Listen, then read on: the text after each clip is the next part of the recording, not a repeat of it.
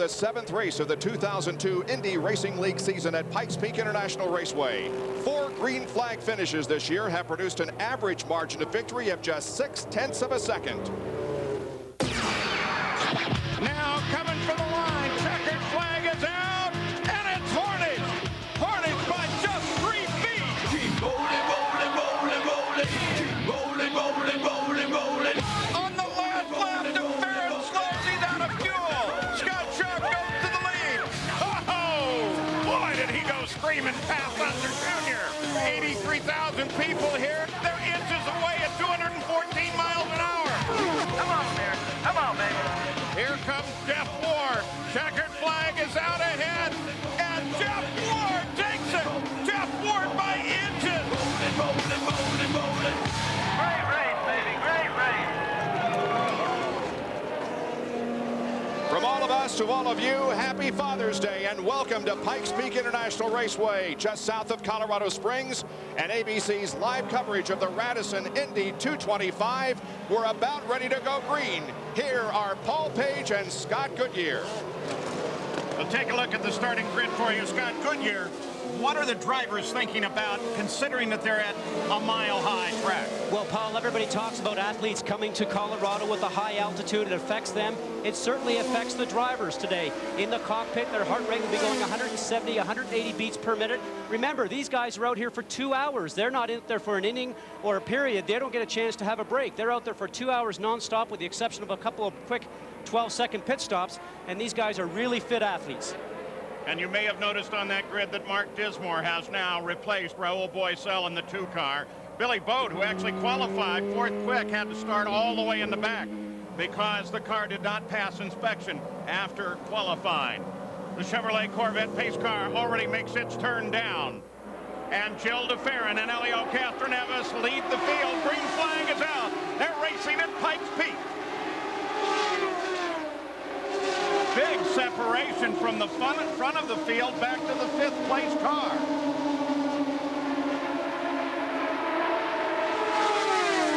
DeFerrin leads Castroneves. Felipe Giafoni moves into 3rd place.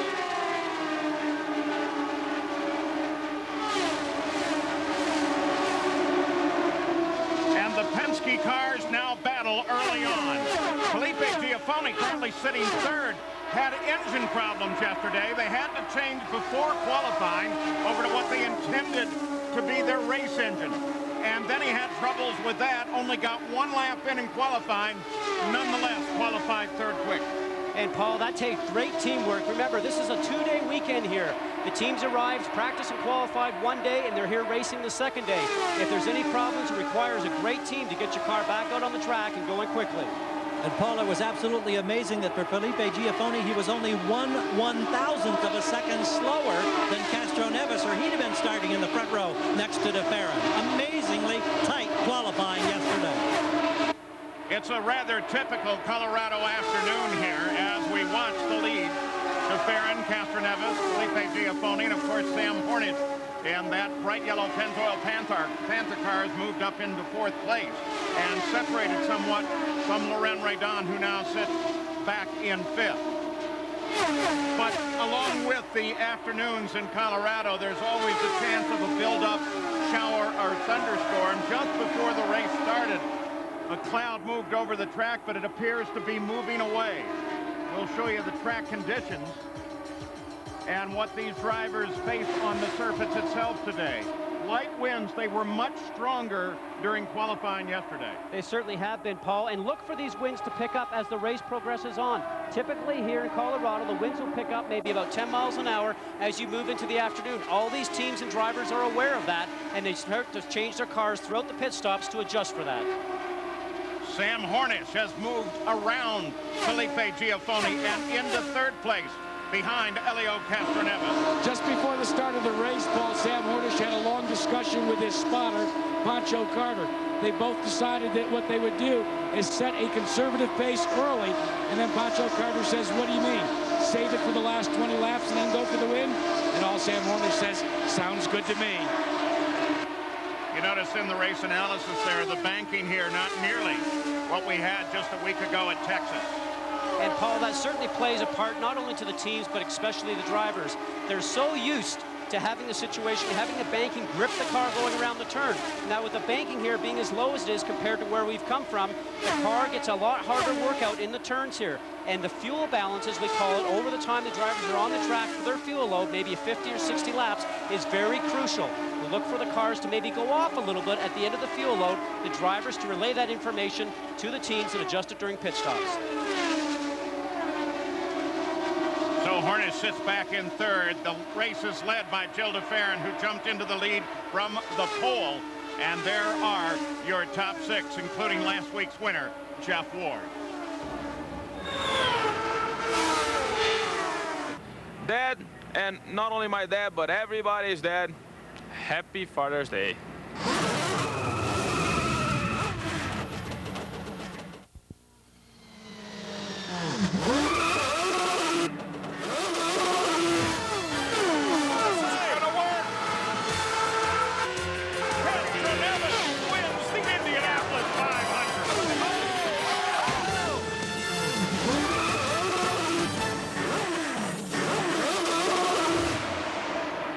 ABC Sports Championship Television, the Indy Racing League at Pikes Peak Raceway.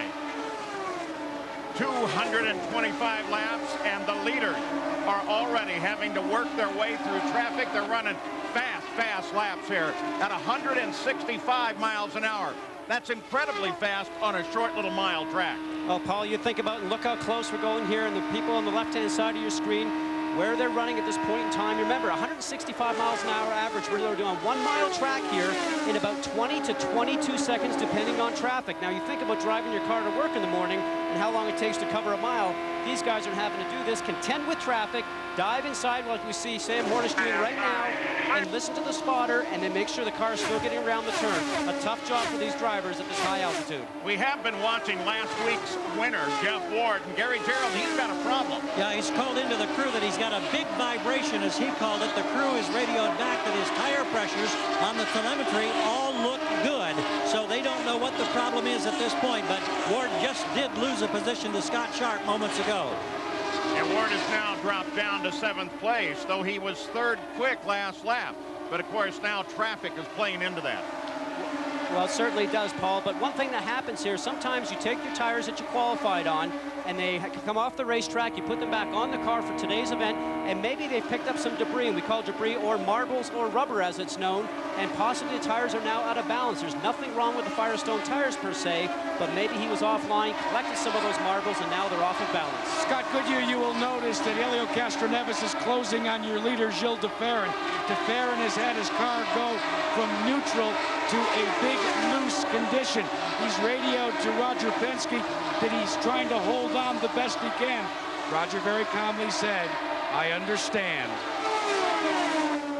Don't forget to log on to ESPN.com, keyword ABC IRL, to check out our new Speedcast real-time race results and IRL Challenge Fantasy game. Now, Paul, you heard from Jack that the car is going loose with Gilles de Ferran right now. What that means is he turns into the corner, and the back end of the car wants to come around on him. We call that a loose race car, loose condition. We talked earlier in the show how a car has to last over the fuel load here from lap 1 to lap 50 or 60 or whenever the car will actually go into the pits for a service. The car that's consistent here today will be the guy that's going to win this race over each fuel load. It's very, very crucial at this track because you're spending most of your time in the turns. Keeping track of Billy Boat, who we said had qualified well but had to move to the back. He's now up to 16th from starting in last place. Castroneves taking a real good look on the inside after they come around John Herb. Plus 2 Elio, plus 4 Elio, plus 1.5 Hornish. You heard some radio contact from the team going to Castroneves right now, who's running in second, and for certain he knows that his teammate's having a problem. Helio Castroneves, one of the nicest guys you'd ever want to meet. Sincere, straightforward, and pretty funny, especially when he's working with his teammate, Gilles de Ferran. Right now, he'd like to pull a joke on de Ferran and get around him. Paul, if you ask Helio Castroneves who his favorite driver is, he doesn't name Emerson Fittipaldi, he doesn't name his teammate, Gilles de Ferran. he has become enamored with the world of outlaws and sprint car racing. He met Danny the Dude Lasowski during IROC competition, and I understand that they converse every single week. What a problem in turn one, guys. Robbie Buell has just pulled down low off the track. Robbie Buell pulls down to the inside. Don't know what to tell you. And no indication why he did, but the best guess is that it's something back in the power plant. Well, possibly, but the neat thing that you see here, Robbie Buell, a veteran, gets off the track, gets off the racing line, gets onto what we call the warm-up lane, just in case there's any fluids leaking from the racetrack, and not to make it greasy for the other guys on the racetrack. So under our first caution at Pikes Peak. Pikes Peak for the first time. That causes a tremendous amount of activity on pit road. You see Team Penske having completed their work, going back out on the racetrack, and right behind Helio Castroneves is Sam Hornish. And Bob, one of the things, the change that was made on your leader Gilles de Ferran's car, one complete turn taken out of the front wing. Remember, de Ferran complaining of a loose condition. Gary Gerald is with Robbie Buell, who caused this yellow. Robbie, any indications of a problem early on, or what? Do you have any idea what happened? No indications. Just coming off of 4 there, and just something let go. You get to a certain point when you're like, what did we do to deserve this? We just can't seem to keep things together, and it's no reflection of the Purex of Venice guys. I mean, it's one of those deals, and you get tired of saying that, but we just got to keep working, and it will come to us eventually, but it is frustrating, to say the least. I'm judging from what I see the moisture out of the back of the car and not raindrops, and it is starting to rain now. This is not something that can be repaired or get you back out at all.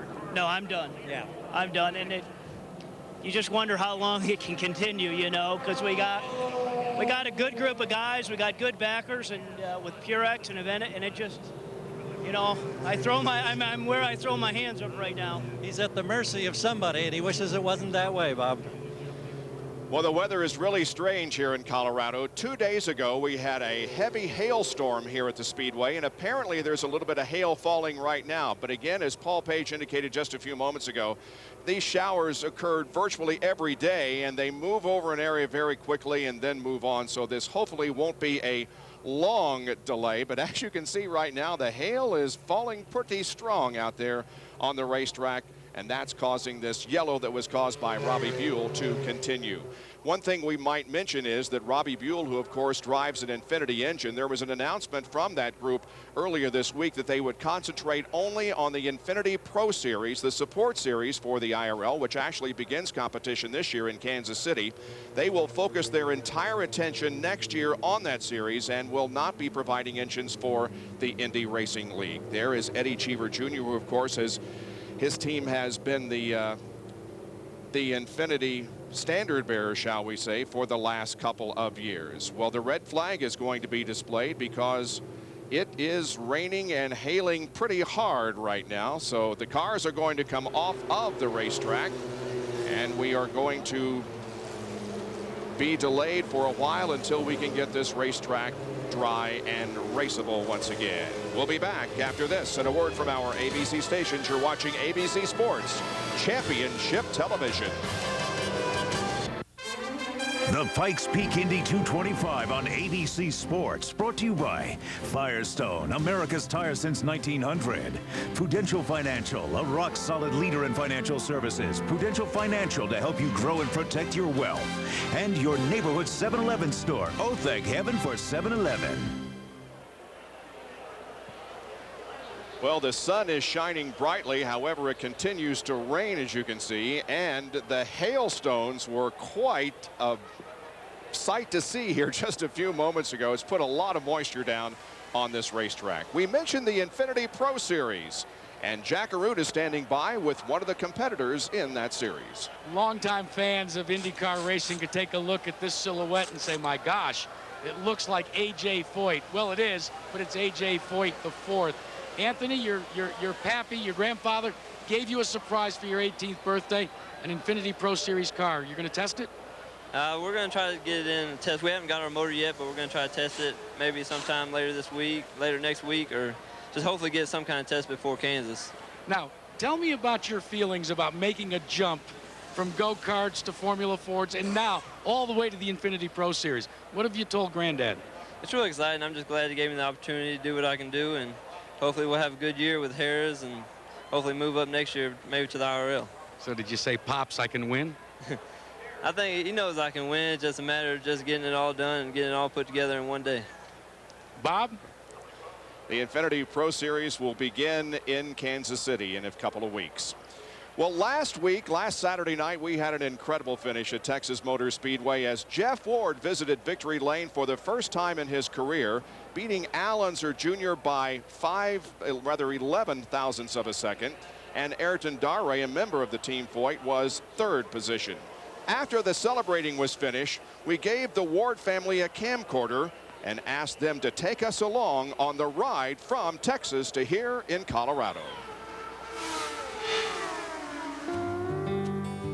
I just like driving. It's after the race, it's peaceful, and it's just a lot easier to head right down to the racetrack or a campground and play around with the kids than to fly back for 2 or 3 days and fly back out with, 4 kids. Smile, guys. Say cheese. Some long days, 10 or 11 hours in the bus, but we try to stop and let them stretch it out. But once I get going, I get focused, and they got to bug me to stop for food. You got SpongeBob SquarePants on and Rugrats, and every kid's video, it's above my head, it's blaring. I have to mentally block out the pain. Happy birthday to Sienna turned 3 on Thursday, the 13th, and she was a little shy on the camera. She gets embarrassed when she gets something and has to bury her head. Usually Ayrton's Eddie Cheever and Alon's Greg Ray. I don't know why, but that's what they pick. So I'm never in the race. There's always somebody else. The campground we're at was a dust bowl, so and then it would rain every night, so it looked like a mud bog. So I'd go wash it every morning. As I was looking for my Starbucks, as you can see on the tape. Hallelujah. Found the Starbucks. The gas station, I think it was closed down for a day or 10 years and figured out. That was good camera work because I did it myself. I put the camera up on the washing machine over there and filmed myself because my wife she had to watch the kids, so I had to do my own film work. It was either I stay and watch the kids or I go do the laundry, so laundry is more peaceful. Well, a good idea of what life is like away from the racetrack for Jeff Ward and his family. He's been in a conference here with Rob Hill, the team manager, and Mitch Davis, who's helped on the engineering, as the crews have now been advised that they can work on the cars. But before we talk about what kind of changes may be happening there, let me just take you back last week, as we did earlier today in the IRL Today show, and savor that moment. That last lap was so full of drama. What did it feel like from your seat?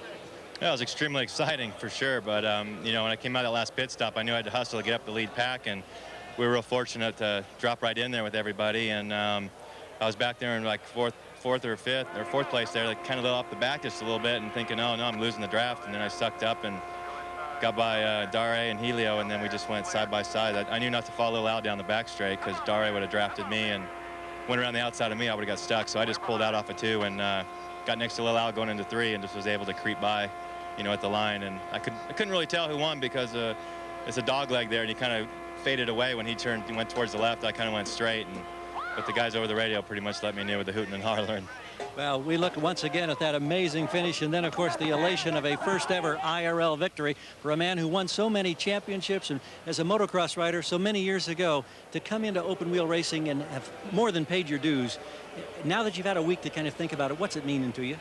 Well, it's a lot of hard work to get to that point, and it was just a relief to get it off my back and not have the question, when am I going to win? Because I've been in position to win quite a few times and just didn't have the luck go my way. So I finally had the luck go my way, and the Target Chip Ganassi guys did a great job like we've done all year and ran up front, and we're trying to get through today with this hailstorm here. Let me ask you a quick question. We heard you on the radio saying you had a big vibration in the early stuff before the weather took hold here at the racetrack. What do you do to try to correct it now during this red flag? Well, hopefully it was just maybe the set of tires may have picked up something, or now we got a new set of tires on after the pit stop, so I'll go out and see how that was. But the track's pretty tricky right now, and who knows what it's going to be like now that we had a little hailstorm and rain on it. But we're pretty comfortable. The pace is, we're running is not too bad, but we should get the car quite a bit better here before the end of the race. Thanks. Going for number 2, Jeff Ward. And his victory was the closest margin in history. We had a close race in 1999 here at Pikes Peak. The margin of victory just 0.12 of a second. Means some adjustments in terms of the drivers and the cars. We get more from Jeff Britton, who's the chief engineer for Delphi Team Kelly. The last time we ran the high downforce package, we were in Phoenix, where the altitude is 3,300 feet lower than it is here at Pikes Peak. By bringing the car up to Pikes Peak, we lose about 600 pounds of downforce and about 200 pounds of drag. Normally, a 600-pound reduction in downforce would mean a one-way ticket straight into the fence. But the altitude also robs more than 100 horsepower from these engines, causing the situation to pretty much be a wash. We end up setting up the car much the same way we did in Phoenix, with a few exceptions. The first major exception is engine cooling. Due to the altitude, the cooling capacity is reduced by about 15%, which means teams have to open up their radiator exits to get more air to flow through the radiators so that the cars do not overheat. The second major exception is the pressure sensors on the car.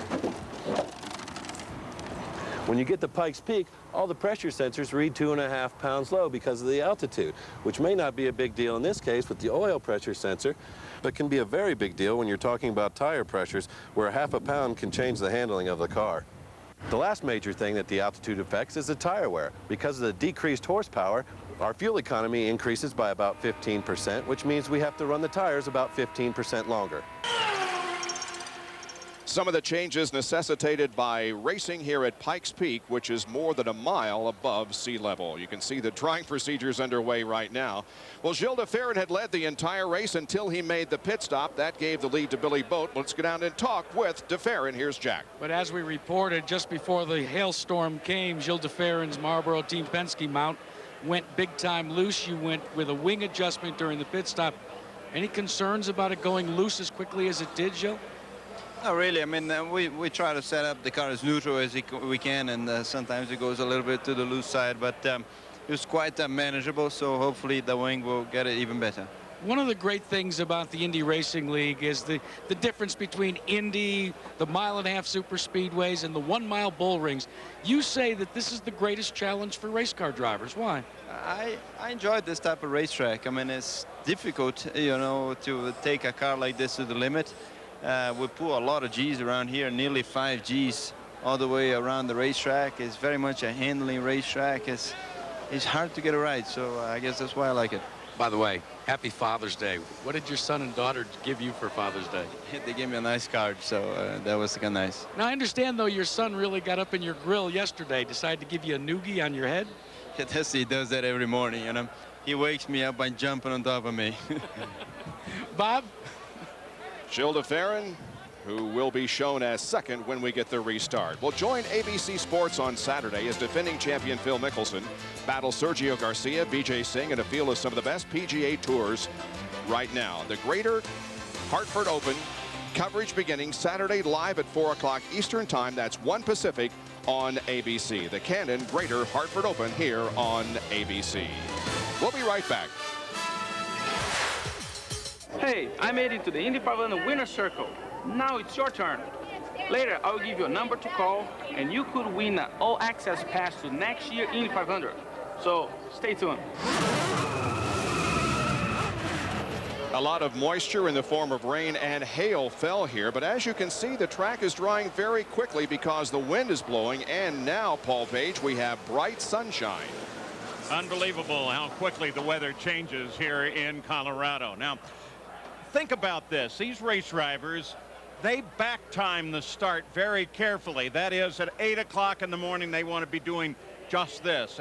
And they get very protective about a half an hour before the start. Don't really want to talk to anyone other than their crew. But now, suddenly, everything stops. How do they get back in the game? And Paul, that is a mindset that you're talking about, and all these drivers start to get to be a different person come race morning, and especially close to race time, as you talk about. And once they get focused, they get in the car and they have to come back and do it again. They have to build that mindset back up, and that's what they'll be doing right now. A lot of people are going to want interviews, they're going to have to speak to their team, but they're going to be looking for some quiet time to get their mind back in place to get ready to take a green flag. Now, as you already know, this is a 1 mile tri-oval. What that really means is there is little or no chance to rest here. There really isn't. We talked earlier in the show about 170, 180 beats per minute heart rate just because you're up here about a mile high in Colorado. That's one difficulty. But as you heard Gilles de Ferran also say, you're turning a lot around this racetrack here. The car really has to handle. And for all those drivers right now, they're talking in this timeout as we have it to maybe do some adjustments with their team because now they're allowed to work on the car. A few guys, Jeff Ward, we know is going to be doing some work. Thomas Schechter's had some problems. And also Mark Dismore. You can bet that they're going to have a different race car when they go out for the green flag. And you may think, well, last Saturday night at Texas Speedway, they were well over 200 miles an hour. Here they're running a race at 167 miles an hour. Let me assure you, Bob Jenkins, on a 1 mile oval, 167 is hauling the mail. It sure is, and hopefully we'll see those speeds in about 20 minutes, according to race control. We're nearing the halfway point of the Indy Racing League schedule. After today, we move to Richmond International Raceway for a night race on June the 29th. The second half of the season will feature 2 already sold-out events at Kansas Speedway and Chicagoland. There's another night race at Nashville and the series' first visit to Michigan International Speedway. The season concludes as usual with a return visit to Texas. On this Father's Day 2002, we asked several drivers about fond memories of their dads. Yeah, I'd like to say hi to my dad. Happy Father's Day. Without you, I wouldn't be here today. Hey, Dad, happy Father's Day. A lot of people say we look alike. I guess you're a pretty lucky guy. Hey, Dad, happy Father's Day. Thanks for all the help and support you've given me over the years. Happy Father's Day, Dad. Wish you were out here with me right now. Remember those days when we first started racing and you were always getting my lap times, my corner times, and wish you were still here with me. Happy Father's Day, Dad. Remember the time when I was 6 years old, the first race I ever ran? They held me up on a starting line so I wouldn't fall over. And then you had to chase me around the racetrack 6 times as I fell down, so thanks for that. Dad, happy Father's Day. I remember when you had hair. Well, Dad, happy Father's Day. You know, I remember when we first went to the track and you kept making me practice and practice and practice, and I didn't really want to do it, but fortunately it paid off. Happy Father's Day, Dad. I love you, and I remember when I was a little kid and you had a push stick behind a go-kart and you used to push me around the neighborhood, and you were a lot younger and I was a lot younger. Big Bill Boat no longer has to hold his son Billy up at the starting line, but Bill, I understand as you were driving the family motorhome here that you had a real close call. Tell us about it. Well, we either ran over something laying in the road or something. Anyway, we blew out both rear tires on the right rear of the coach, which caused the thing to try to jump off the road, which in turn popped both windshields out of it, blew the cabinet doors off of it, and other than that, it was nothing. Well, Billy wants to give you a special Father's Day present. Henceforth, he wants you to wear this when you're driving out there on the motorhome. Hey, Billy, let's talk for a moment about how you've inherited the lead here. You had to start in the back of the field, but while everybody made pit stops, you elected to stay out, and now, because you can work on your car, you've been able to make your pit stop under red flag conditions. Yeah, it was a great call by Daryl Soppe and the Curb Records team. You know, we saw the rain coming. It was already rain on the back straight. They yelled right at the last minute to stay out. We led the pack around, and then we got to do the pit stop under the red. So it was a great call. Now just want to keep the Curb Records car up front. Bob? He goes from last to first. Billy Boat will be at the front of the field when we go back to green flag racing, hopefully within the next few minutes. Again, race control told us a few minutes ago that we had about 20 minutes until we get the green flag once again. We'll be back after this, and a word from our ABC stations. You're watching ABC Sports Championship Television. Indy Racing League on ABC Sports. It's a bright, sunshiny day south of Colorado Springs at Pikes Peak International Raceway, but a few minutes ago we had a lot of rain and hail. The track, as you can see, is drying rapidly. Hopefully back to racing before too long. Tiger Woods leads the U.S. Open right now by 3 strokes. Let's compare his career and Sam Hornish Jr. in the first 27 career events. Hornish with 5 wins, Tiger with 6. And you can see how close they are, comparing them their top 5s, their top 10s, and their championship majors. Gary Gerald is standing by with Sam Hornish Jr. But you know one thing I found out, Bob, Tiger Woods can still outdrive Sam Hornish. Are you much of a golfer? We interrupt this program to bring you a special report from News Channel 8. Meteorologist Ibby Carruthers here to give you an update on the severe storms that are continuing to track eastward. They have entered into Middlesex County. We anticipate that they will be heading into New London County within the next half hour or so. Winds associated with this can be upwards of 40 miles per hour. The system is tracking due east at about 20 miles per hour, and there is the potential also for some hail associated with these systems. We'll have a complete update for you on the 6 o'clock news. Back to your programming. You've been watching a special report from News Channel 8. We now return to our regularly scheduled programming. They wouldn't let him touch anything, so he just kind of hangs around and lurks in the shadows now. Well, yeah, we were wondering. He's not down here in the pits, right? You have any idea where he is? I don't know. He's either in the pits, walking around somewhere, or he's over in the stands. One of the yeah. Tell us about how this race was progressing for you, starting in the second row. The race is going pretty good. We got past Giaffoni there at the beginning, and we're just trying to take our time and be patient and make the right choices and right decisions. And well, you know, the Pennzoil Panther team has given me a pretty good car so far, and we're going to make a few little small changes and see what it does for us.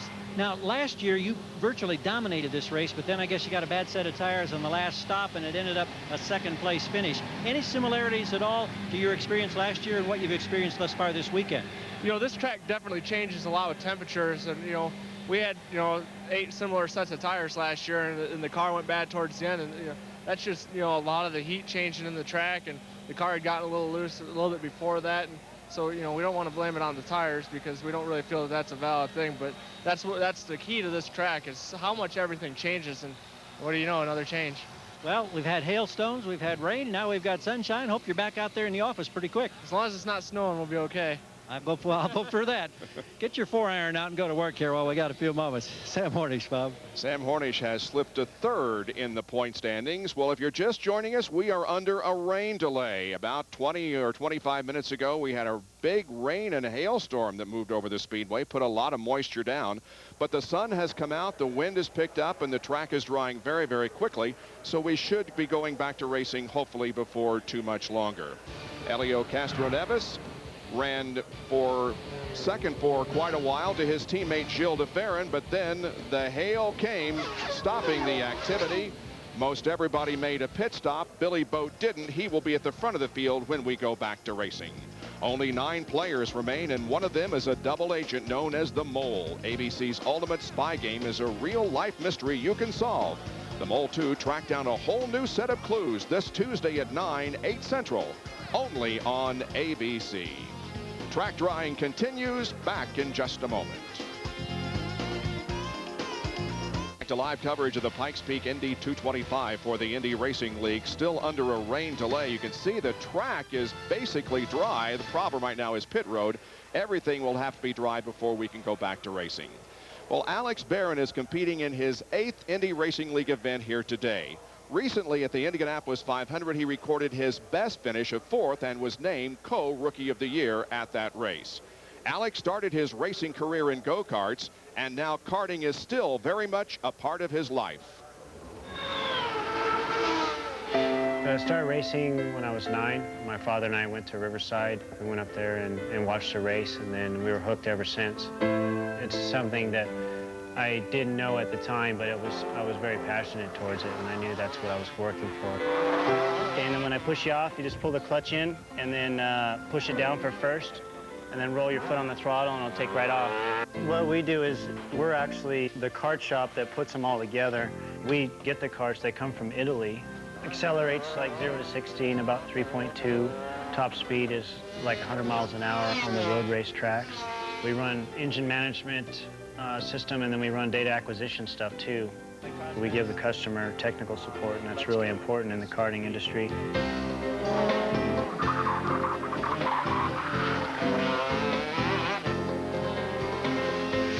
It's a lot of work, you know, but I've done it my whole life, and I love it as much as I did when I first started, so just very passionate about it. When you gave it throttle, it was going forward. It didn't disengage the clutch enough, so you want to start grabbing the clutch a little bit earlier to give it time to release the disc. You want to do a lot of things that simulate what you do in the race car, and the big part of that is just going out at the kart track and doing a lot of laps. I run, I cycle, I do things like that, but I would say karting is probably the best thing to do for me to actually stay in shape in order for me to prepare myself to get in the race car.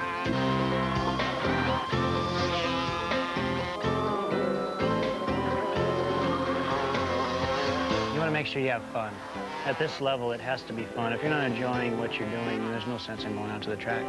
On the course, Alex Barron, and he's on it. I want to win a championship. Until I achieve that, I won't be satisfied. And even then, I'd want to do it again and again and again. I want to take you back to just before the start of the running of the Indianapolis 500. Alex Barron, you and your dad, Richard, walked out to the line together. And he broke down in tears? Yeah, it was pretty emotional. You know, it's something that I sat on the couch as a young kid and watched the Indy 500 early Sunday morning. I remember I had to get up pretty early to watch it there in California. And, you know, I wouldn't be here today racing at Pikes Peak without my father. Richard Barron, I guess it was an emotional moment for you, was it not? Yes, it was very emotional. I loved every second of it. You want to say anything to your dad? Yeah, happy Father's Day, Dad, and I wish you were here. So far, how do you think he's doing over here in the Indy Racing League, Mr. Barron? Well, Alex has always been very good at everything that he does, and he's doing very well. As time goes on, he will be a front row contender. Boy, that's a lot of pressure from Pop. Yeah, it sure is. Reminds me of the go-kart track. That's what he used to say. You know, it's never easy. You got to keep pushing, and that's the only way you get to the front. Happy Father's Day, Mr. Barron. Thank you very much. We all love you, Alex. We're watching, and good luck. Go get him, buddy. Thanks, Dad. Happy Father's Day. Gary Gerald. Well, we're at the other end of pit road, and alongside is Helio Castro-Neves, now a two-time winner of the Indy 500. Your dad today, not on the continent. He's down in Brazil? He's down in Brazil, and he's probably jumping down now to see what's going on. And last time we were in this situation like this was like last year in Indianapolis. And he came with me, and it was like a little smile when I was leading. And then I said, Dad, it's not over yet. So, Dad, it's not over yet. Have you talked to him earlier today? This morning I did. I wish him a happy Father's Day. By the way, happy Father's Day to everyone. So let's see if I can give him a present. Now, just a few minutes ago, you had the entire crew gathered around you here, and on one of the monitors here in the scoring stand, they were checking out the pit stop and all the action, the various individuals. Were you kind of being the critic, or were you handing out grades on your crew here? I tell you, those guys are fast, and that's what listen, guys, thank you very much, and I appreciate if you guys can do this more often. So they did a fantastic job. So, but again, we have to do it again. Now, we mentioned earlier today in our IRL Today show that you were the first driver in the history of this facility yesterday to go over 180 miles an hour on a mile oval. Yeah, wow. We were impressed. Were you impressed? Yeah, I tell you, the car was very fast. Again, the conditions change every single second, looks like. And but it's impressive. Those guys, everyone's doing a fantastic job, as I said. And we just have to keep working. Now it's not about to be fast. Now it's about to be consistent, and so far we're looking good. What kind of changes do you think you'll encounter now in terms of the racetrack after the hail and the rain? Well, I guess we just have to keep seeing. We're probably going to have 2 more pit stops. Depends of the yellow when come out. But right now we're just waiting, as same as everybody. Did the car feel good when you were out there? Feels very good. I'm not changing at all. So hopefully that was a good change. You got a fence picked out that you might climb today? To climb the fence, first we have to finish. Yeah, he knows all about that. He's already done it a couple of times here this year. Helio Castro-Neves. Bob?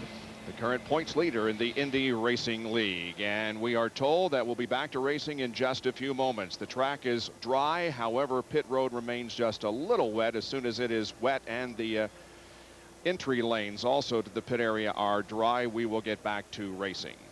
Well, this past Thursday, a group of Indy Racing League drivers, owners, and officials visited the Cheyenne Mountain Air Force Station just south of Colorado Springs. This is home to 3 defense commands, including NORAD. The complex is located approximately 2,000 feet underground. We'll be back in a moment.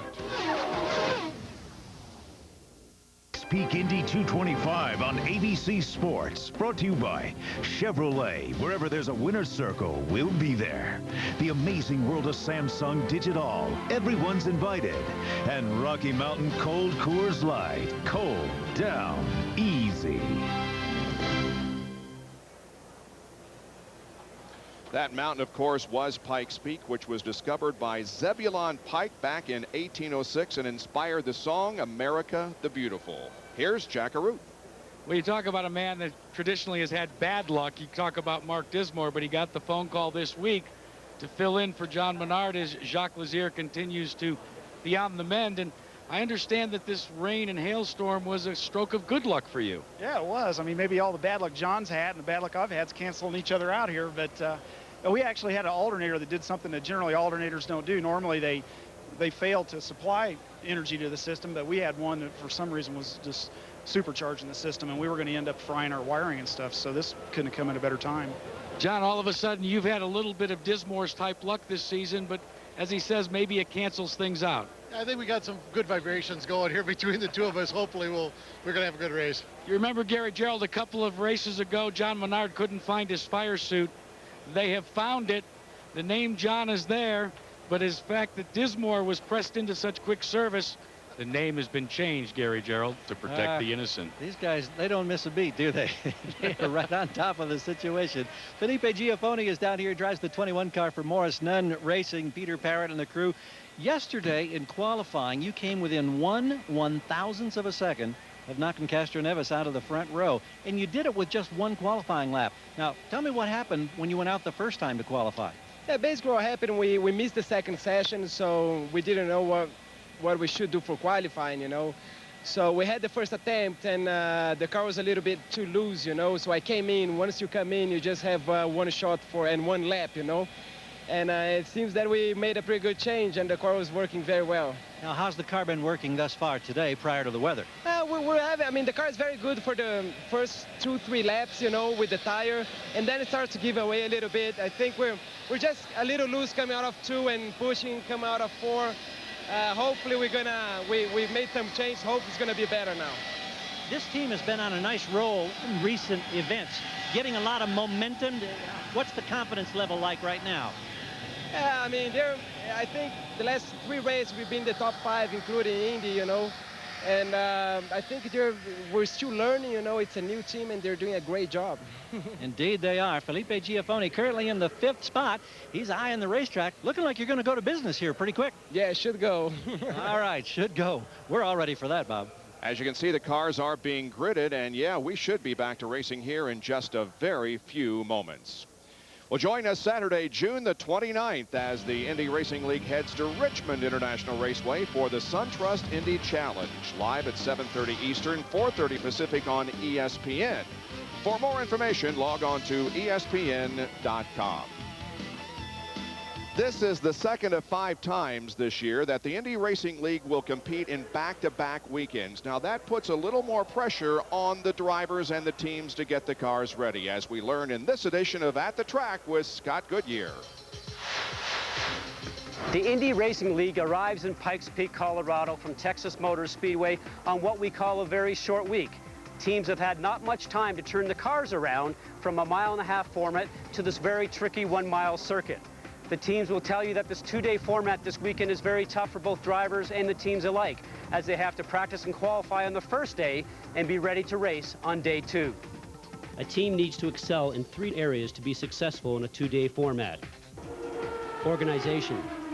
The Texas 500 was last Saturday night, and that means the team had only 6 days to turn the car around from a super speedway format to a 1-mile car. When that car gets off the transporter, everybody needs to hit the ground running and be on the same page. Teamwork. The crew needs to be working as one. You only have 2 days. Teamwork in the garage area is a must, because that is where the team, especially the engineer, address problems. You want to solve these problems back in the garage area before the car gets onto pit road. Communication. Since the cars didn't have a lot of time on the track, communication between the driver, his engineer, and crew during the practice sessions is crucial. This is where the race setup is communicated between the driver and his engineer. There's the car that will lead them to the green flag here, hopefully in just a few moments. Billy Boat's car. He did not pit during this caution, which turned out to be a red flag period. He started last, but he will be first when we get restarted. He'll be followed by Elio Castroneves, Gilles de Ferran, Sam Hornish, and Felipe Giafoni. Well, this high altitude, of course, causes some problems for the drivers also. And we asked several of the Indy Racing League veterans how they train to get ready for the competition at this thin air altitude. I always come to Colorado about 5 days earlier and try to get as much aerobic work as I can. Your whole system works differently at this high of altitude. Nothing is worse than being out of breath in a race car with 50 laps to go. And it's higher than normal, but it's a lot less humid than like when we were at Texas. And for me, the humidity beats me down more than the altitude. Well, I live here, so I sit back and watch everybody sweat and laugh. Maybe you should call that the home field advantage. But for Greg Ray, he likes to come out to Colorado very early, mix sightseeing, bring your family, and get acclimated to the mile-high altitude. Yeah, we've had a great week here all week. Went on a hike, went to Pikes Peak, and took in all the local attractions. Colorado Springs is a great place. You know, today, this morning in warm-up, we were fourth quick, had a great car, and I guess the Silver Crown race changed the racetrack, and we're really struggling right now. It's loose down in turn 1 and 2 and pushing in 4, so. And you already got a wheel donut on the side where it says Harrah's. Yeah, it looks like Buddy Lazier was struggling with his car as well. He pushed up into me. We just talked about it, and he's lost control, and luckily I was there to catch him. Bob?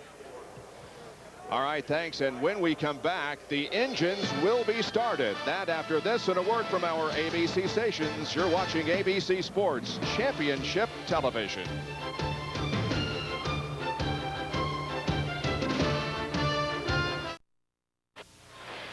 They have put out the call for drivers to report to their cars. Eddie Cheever has done so in his Red Bull Infinity-powered car. They are strapping him into his office right now. Let's see if we can get a quick comment. All right, Eddie, 34 laps have been completed. Now it's just a whole new race, or did you learn some stuff from the initial running? I learned that hailstones hurt, even with a helmet on. What about the performance of this car? I heard in early practice you had told your crew this was the best car you've ever had here at Colorado. In this morning's practice, the car was perfect.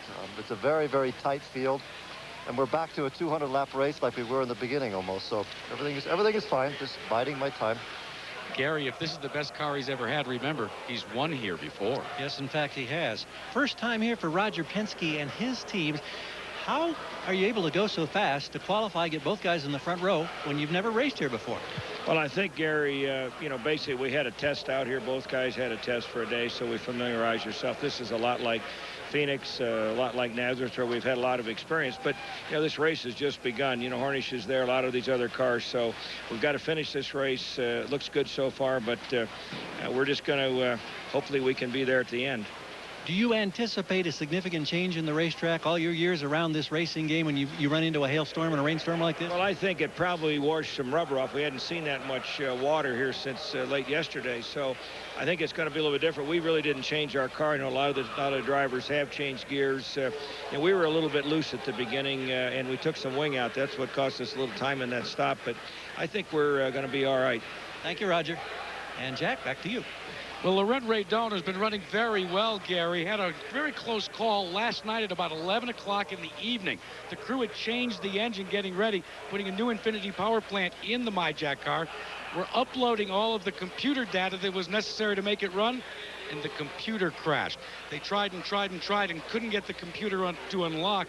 The team came in early this morning. The computer guys worked on the car and the computer. They uploaded the necessary information. He's been running very good, Bob Jenkins.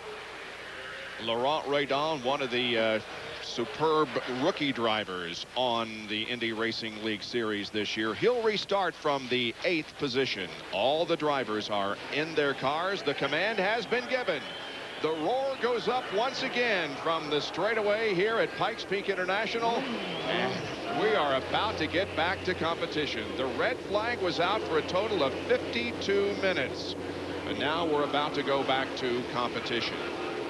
Billy Boat, again, will be at the front of the field. Now, he did not pit while everybody else did. That's why he is at the front of the field. However, the drivers, the crews were able to work on their cars during the red flag period, so he is in a very good position here as we get set to go back to racing. There's Sam Hornish Jr., of course, in the Pennzoil Panther team as he gets set to go back out onto the racetrack. They will run 3 laps under caution. Their laps will be counting.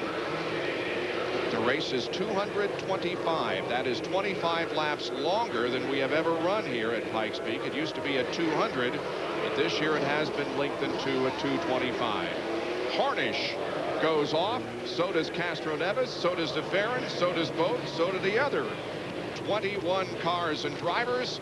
And Paul Page and Scott Goodyear, it's time for you guys to go back to work. Now, and what a great view that was from the Chevrolet Corvette pace car. You now look over the top of the helmet of Scott Sharp, who will start in 6th place when they come back to full green flag. As Bob Jenkins mentioned, these laps under caution will count. And Billy Boat will be leading for the first time in an Indy Racing League event since at Nashville last year. Former winner here, though. And he did get a chance to totally work the car. So as we look at the restart order, he has a full load of fuel and he has fresh tires. Same is true, by the way, of Buddy Lazier, who was in big trouble. He fell from 10th to 19th in that very short 34 laps and went a lap behind, but he stayed out as well when the caution came out, and as a result he is now back on the lead lap and being scored in 15th position.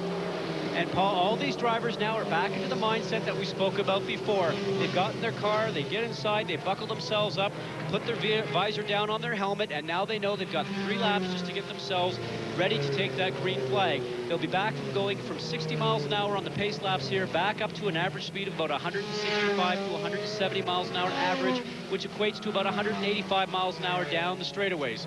So without a doubt, they have to go from standing still to getting back up to race speed, just in the case of a couple of laps. The track completely dry now, but as Ron Turkensky mentioned, the difference is going to be is what's the story with the track surface itself. Scott Goodyear, maybe you can find out. Scott Sharp, this is Scott Goodyear with ABC. What's the track look like to you now that we've had this rainstorm? Well, it's pretty clean, Scott. You know, it'll be interesting to see just what the grip level is. The sun came out and warmed it up a little bit, so let's really just see how the car reacts to it. Good luck, and hopefully you have a clean race. Thank you. So they're lined up in race order with Billy Boat at the front, followed by Castro Neves, DeFerrin, Sam Hornish Jr., and Felipe Giafoni. That evaluation of the track surface looks pretty clean. Also, I guess, means there's not much rubber on it now. They'll have to get some rubber on the short here, Paul, when they come up to the start. Single file start, as you know, and Billy Boat's at the head of the pack. They take the green flag. Here we go. As everybody climbs over the back end of Billy Boat. Helio Castroneves goes to the lead. Gil DeFerrin drops into 3rd place. Sam Hornish in 4th. Here comes DeFerrin down the inside. DeFerrin moves into 2nd. Now it's going to be Sam Hornish Jr. that works on the curb Agajanian car of Billy Boat. Now, Paul, we know that Billy Boat started at the back of the pack, but he did qualify 6th yesterday, but he did not pass their technical inspection, so he had to start at the back of the pack. His car certainly is a fast car. You might see him find him settle himself down here about 5th or 6th or 7th spot right now, but certainly those guys ate him up pretty quick at the beginning. Laurent Radisson in the MyJack car takes a look at Alan Jr., that red, white, and black machine, currently in 6th place. At the front, Team Penske goes wheel to wheel. These guys are wasting no time. Look how close they are. We talked about how you have to get your mindset ready to go and get right back up to speed, and these guys certainly did a great job of that. Helio Castroneves comes back, trying to get the lead back from Gil DeFerrin. Helio has led now in all 9 of his IRL starts. Now, Gil DeFerrin is a very technical driver he's known for. He loves these types of tracks where the car really has to work. He sort of models himself after Rick Mears. I'd like to think that he sits back, relates to the team, what's going on, good communication skills. He loves to get that car working and get ready for the end of the race. Laurent Radisson continues to work on Alan Jr. And here comes Jeff Ward.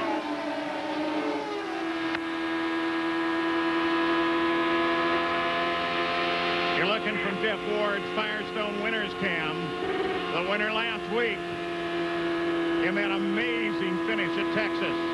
Paul, I asked Alan Jr. just before they started engines how he was going to treat the remainder of this race. And he told me, I'm forgetting about the first 34 laps. I'm looking at it like it's a whole new race, and my starting spot is where I'm restarting the race. He likes his car. He made major adjustments during the last practice session. They are hoping that they don't get a lot of wins, Scott Goodyear. Absolutely. We've heard the track conditions change here quite often. Not only is the track surface changed because of the rain coming down, washing away some of that rubber that you heard Roger Penske talk about, but the wind has completely died down now. There's no wind to speak of whatsoever. That may change, though, when we get about 150 laps into this event. Watching the three-way battle for 6th place, Al Unser Jr. is there. Ray Don's been working on it pretty hard. And Jeff Ward's been keeping an eye on the whole thing as well. Eddie Cheever has now closed in behind Ward. Once again, tire temperatures on the bottom of the Firestone graphic here, as well as our standard speed, throttle, and lateral G's. And Paul, look at the G's that we saw there. Up over 3, going on to 4 G's. And when these guys qualify, it's almost up to 5. A lot of force on these drivers in the turns. Ray Don sticks his nose right down in there. Al Unser Jr. has none of it. Ward closes. Cheever closes. And finally, Ray Don is able to force his way past. So Ray Don takes over 6th place. Billy Boat is his next target. Now Ward is going to work on Unser Jr. Shades of last week. Oh, look at this. Here comes Cheever. So Eddie Cheever around Ward for 8th. He reached up, grabbed the gear there with the traffic.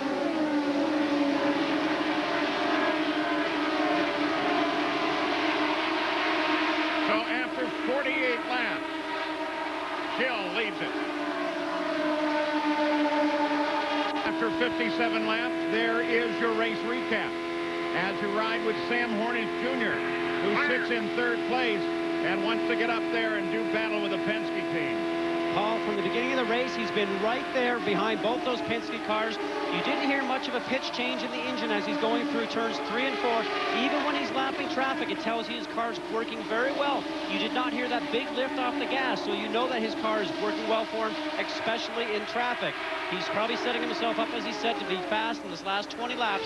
He's had a few events here where he's not gained points. He's fallen to 3rd place in the points championship, something he's unaccustomed to.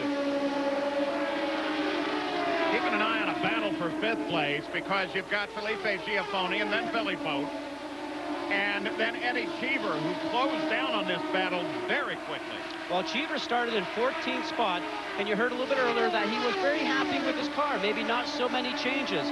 Eddie has won here before. He certainly is aggressive when it comes down to the end of the race, and he probably knows that there might be a yellow that will help him move up here shortly, just in case he may be off the pace. The leader is running very, very fast, 169.5 miles an hour through traffic. The same for 2nd place, Castro Neves, and 3rd place, Sam Hornish Jr. Great run. If you look at all those guys right now on the top, I say the first 10 guys are all running speeds very similar. Now, this is important because it tells you that not so many people are going to be able to break away and leave the people behind. Traffic will be an issue, as it always does on a 1-mile track. As you see right now, everybody's fanning out, trying to look for the spot to go around traffic, whether it's a passing for a vehicle or if it's going for it, a pass. Well, you saw Billy Boat as he took advantage of Shigeaki Hattori. Felipe Giafoni got caught up behind him, and Boat got around. Now here comes Cheever to work on Giafoni. Let's see if Giafoni learned his lesson. Well, he did. He managed to separate himself from Cheever, but Hattori recognizes that Cheever's down there and gives him plenty of room. Well, Hattori being the lap car, Paul, usually they want them down on the bottom side of the racetrack and allowing the race traffic that's faster to go around the outside. This was discussed this morning in the drivers' meeting with Brian Barnhart. He said, if you guys are being lapped, we'd love to see you on the bottom. On board with Hornish, he almost loses it, gets high, almost kicks off as it locked, and now comes back on it. Paul, the reflexes to catch that is immense. You think about that. Probably 165 or 70 miles an hour, and he catches the car. The 2 cars in front of him were giving such dirty air. Slices under knife. Beautiful pass. And what happened previously is he got dirty air from the 2 cars in front of him, took all the air pressure away from his wings, and gave him basically a roller rink. And net was that he may have lost a few yards, but that's about it, and that could have been disastrous. Gilles de Ferran still runs in front. Laurent Redon was 8th as they came back to racing. And he now runs in 4th place. I'll tell you, this young rookie, like some of the others we have, most notably Thomas Schechter, are really putting on a show. DeFerrin, Castroneves, Hornish, Redon, both, and Giafoni. You're watching ABC Sports Championship Television. All of the major players made a stop on the 71st lap. We're now on the 79th lap. The guys that stayed out have, of course, been signaled around the pace car and come up to the back of the field anyway. So as they come by Jackaroo, it will be a green flag. And Laurent Redon has moved into the 4th position. He radioed to his crew. He liked the way the car's working. Eric Bachelard, the team manager, radioed back, said, look, you've got a car capable of winning. Let's show everybody how it's done in France. As they come back to the green flag now, green is out, and they are back racing at Pikes Peak. And again, the Penske team goes after everybody, but look at Felipe Giafoni as he goes inside of Laurent Redon. Very, very close off of 2. Battle for the lead as well. Paul, these guys are racing right off the restart like they've only got 10 laps left to go, and I'm sure all the team members and team managers are sitting on pit road going, man, oh man, we're not even halfway past this race right now. Guys, this is why I guess we know now they qualified only 0.06 of a second apart. These cars seem to be so equal and in phase on this racetrack.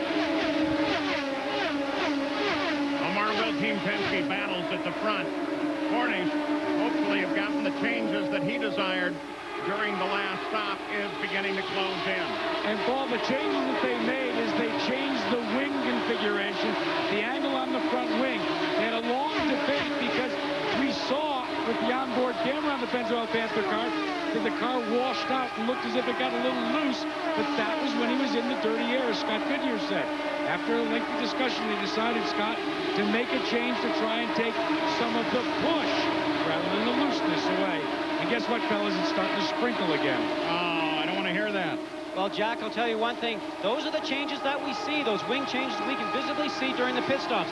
The ones we cannot see are the tire pressure changes. A lot of engineers will start to play right now with tire pressures to see if they can improve the handling of the car for the drivers. Maybe a pound here, a pound there, and they'll watch the through their telemetry, what the pressures do all the way through the run with their drivers, and maybe make further changes in the following stops. Scott, I've been told that a pound of air changed in one of these Firestone Fireox will change the spring rate on these cars by as much as 50 pounds. Absolutely. Great handling techniques that you can use just to make sure you can make the car change the way you want it. And don't forget, the drivers also have the cockpit adjustments. They can use a weight tracker to change the weight on the front of the car. They also have the roll bars, which allow inside the driver's cockpit adjustments to make the car handle different on the front and rear.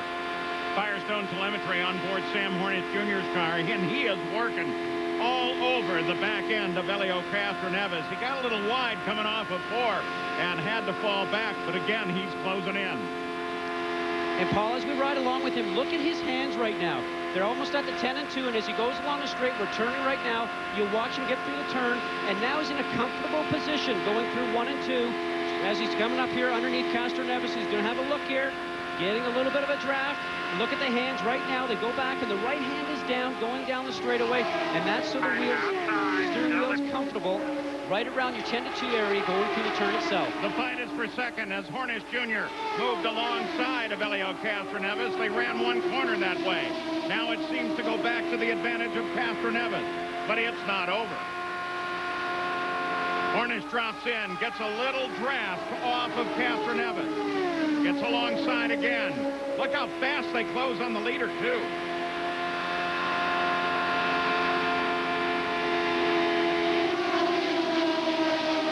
Again, a quick drop back. And maybe this time, just inches away. Over 170 miles an hour last lap.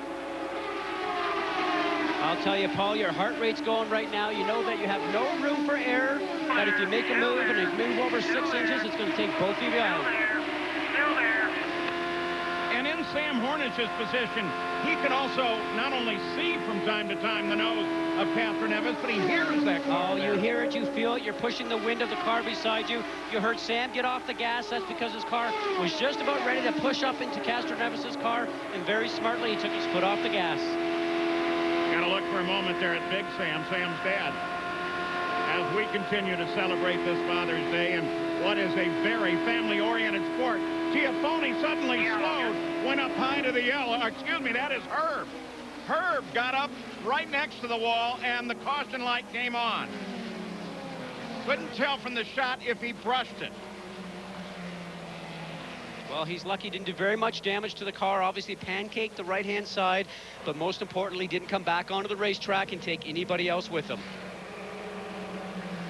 So the caution comes on at the 92nd lap, with de Ferran still in the lead and Castro Neves still second ahead of Hornish.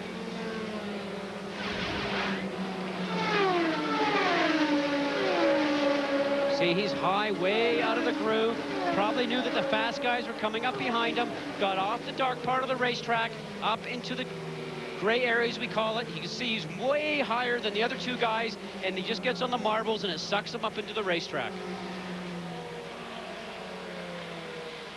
So that brings out the caution once again. Absolutely. Look at it again, Scott. Now let's point out here one thing, guys, when we look at this. Look at where he is right now compared to the other two guys. The dark area you see right here is the groove. You want to be from here down towards the inside of the racetrack. And he is way outside on the marbles in the gray area, and it sucks him up into the wall. Light brush with the wall, one that can be very expensive, but it doesn't look like going to be any problem with John Herb's health condition, thank goodness. In fact, might be enough of a brush that they might be able to get that car working again. Pikes brought to you by Chevrolet. Wherever there's a winner's circle, we'll be there. The amazing world of Samsung Digital. Everyone's invited. And Rocky Mountain Cold Coors Light. Cold down easy. Back at Pikes Peak International Raceway, again under the caution. This is the third time today that the caution has been out. The first time was for the rain and the hailstorm that eventually turned into a red flag. We had an Anthony Lazzaro incident, and now John Herb has brushed the wall in turn number 4 to bring out this third yellow of the day. Jack? Well, Bob, we have a very special guest that's been invited to his IRL race at Pikes Peak because of the fact that he won this, a bronze medal for 4-man bobsledding at the Salt Lake Olympics in 2002. We're talking to Doug Sharp. And Doug, first of all, congratulations for bringing home the bronze medal for bobsledding, but more importantly, you're a huge auto racing fan. Oh, I love it. I've loved the IRL since its inception, and I've been watching IndyCar racing as long as I can remember. Now, one of the things that people may or may not know is the man that designs your bobsleds. He was funded by Jeff Bodine from Winston Cup Racing. Bob Cuneo is also an open wheel fan. Has he talked to you about IRL racing at all? Oh, absolutely. Bob Cuneo and Chassis Dynamics has set me up actually a little bit to start driving Indy myself and be in an IndyCar light car soon with the United States Speedway Series. So looking forward to it. And we're looking forward to it as well. And Doug, could I keep the medal? Well, I'll wrestle you for it. I don't think so. Bob? I have a feeling I know who'd win that wrestling contest. You got that right. Well, once again, we are under caution. 98 laps have been completed, not quite to the halfway point here at Pikes Peak International. The leader of the race is Gilles de Ferran with his Marlboro Team Penske teammate Helio Castroneves running second. 3 cautions, 1 for rain and hail, second for an incident involving Anthony Lazzaro, and this most recent incident involved John Herb. He brushed the wall in turn number 4 and is okay. So far, we have had 3 leaders and 3 lead changes. This caution here at the Pikes Peak Indy 225 is remaining on because of, again, a little bit of moisture that's moving over the racetrack. There you see the top 5, including our leader, Gilles de Ferran, who is very much a family man. And when he's not racing, you very often can find him cooking near the stove or the outdoor grill. It's something that started more as a necessity than anything else, really. Mostly this is called a lazy pig salad because all you have to do is open the back. I was 19 when I went to the UK, to go racing. It was the first time I lived by myself and all that, and I found out it was cheaper to eat in than it was to eat out. The trick to any salad is the dressing. And the sign of a good cook is, as you can tell, I don't measure anything. Like a little bit of this, a little bit of that. Sometimes it works, sometimes it's disgusting. Well, everybody's a little different, I guess, you know. Never follow recipes. They inhibit your creativity.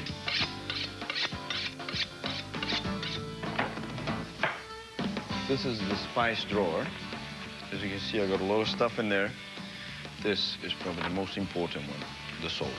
Very important for red meat. It helps sear the meat and keep the juices inside the meat, and it tastes better and it becomes more tender as well. Now it's time to grill the chicken. As you see, this is chicken thighs that are being deboned and no skin on it. I use this virtually every day. Yeah, he's a great cook. He knows how to open the fridge and throw a few things together. When I'm at home, I probably cook, I don't know, 60, 70% of the time. Chicken. Always put the chicken before the red meat. It takes longer to cook. So the chicken's almost ready, then you put the steak. And you should make some steaks thicker than the others. Different sizes are also good, so you can cater to everybody's needs. With Gilles, you get what you see. You know, he's very honest, he's very frank, and he's very down to earth. Look at the concentration face. Smile, Anna, smile. It's hard to imagine life prior to having a wife and kids, really. He's got a huge heart. I think that's what I like most about Gilles. Having a family gives me motivation. I am more content, I'm happier, and I wake up in the morning and I look at my children and I see my wife and I think, man, this is fantastic. 34-year-old Gilles de Ferran won his second IRL pole position for this event, and he currently leads here today. He's led 96 laps so far. Helio Castroneves second, Sam Hornish third, followed by Radisson and Giafoni. 107 laps completed here at Pikes Peak, still under caution. Technological advancements continue every year in the Indy Racing League, and nowadays there is an incredible amount of information at the Team Kelly drivers' fingertips, as explained by Scott Sharp.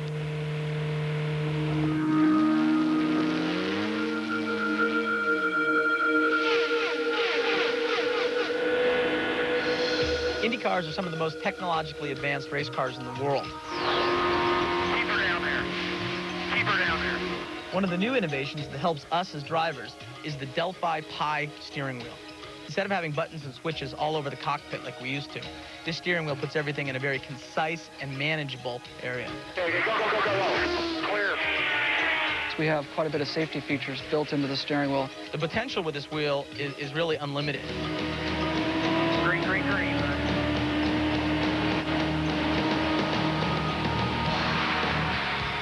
Our pit speed limiter, which obviously you have to hold down to control your speed in the pits. We've got a reset fuel button, which obviously every time we fill the car with fuel, you need to hit.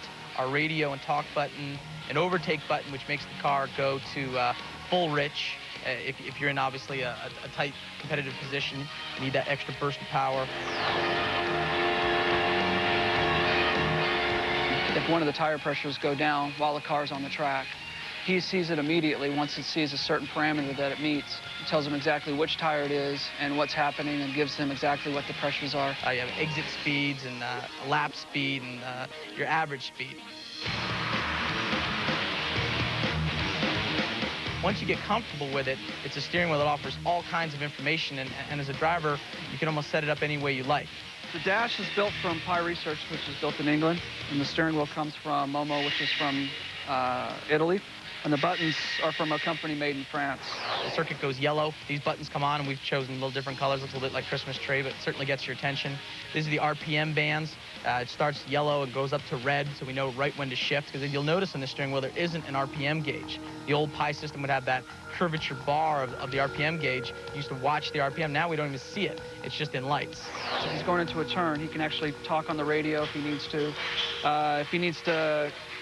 If he's actually in a turn and needs to hit the overtake, he can actually hit that. So these buttons are specifically designed for the driver's placement of his thumb. in an intensely competitive environment like the Indy Racing League, efficiency is everything. Being able to access data quickly, make a quick decision in half the time can make the difference between seeing a hole opening and not, making that pass and not getting it done.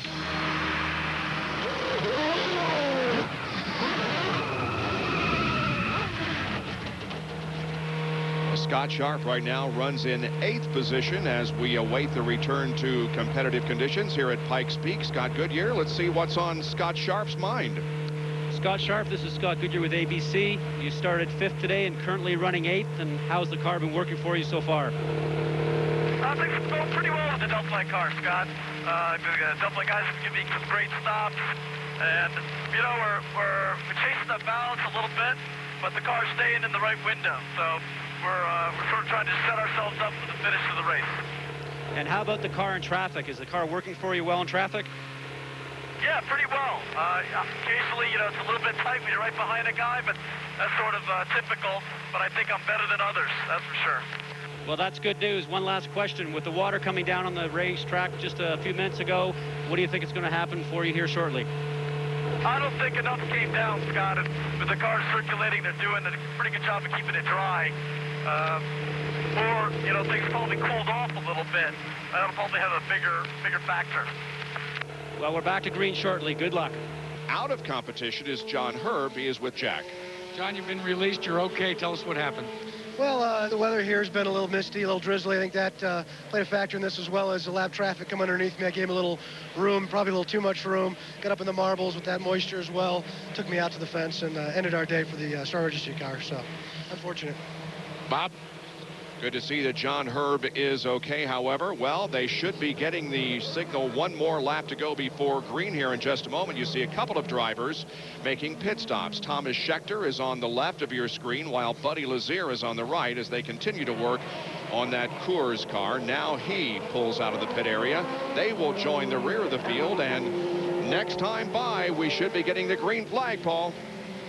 You also had a stop by Richie Hearn. You saw him as he went in and out. They have just given the cross-furled flags to the field, which says they have just crossed the halfway point.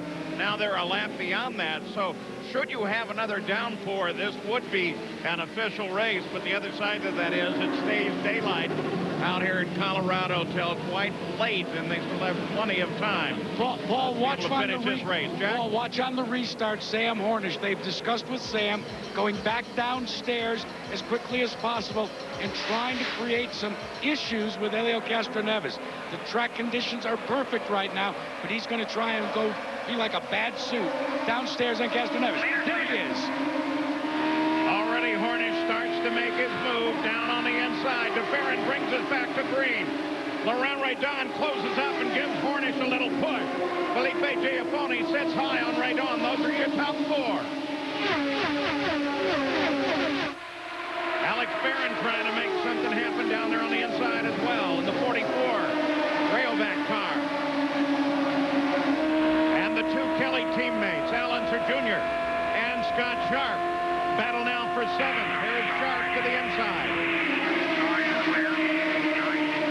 Boy, that was a nice clean move by Scott Sharp. He heard him get a nice run on Allenser Jr., make a clean pass on the inside. And here it's very tough for the drivers. They've got cold tires, full fuel load, trying to get back up to speed, up the pace, getting that mindset that we talked about. And certainly the Penske boys, and Sam Hornish, Laurent Raydon, are doing a great job of that out front. You're on board there for a second with the number 9 Target Ganassi car, and you're looking back now at Eddie Cheever Jr. in his Red Bull car. He was up alongside the rear wheel of Wardy just a moment ago, and looks like he wants to get there again.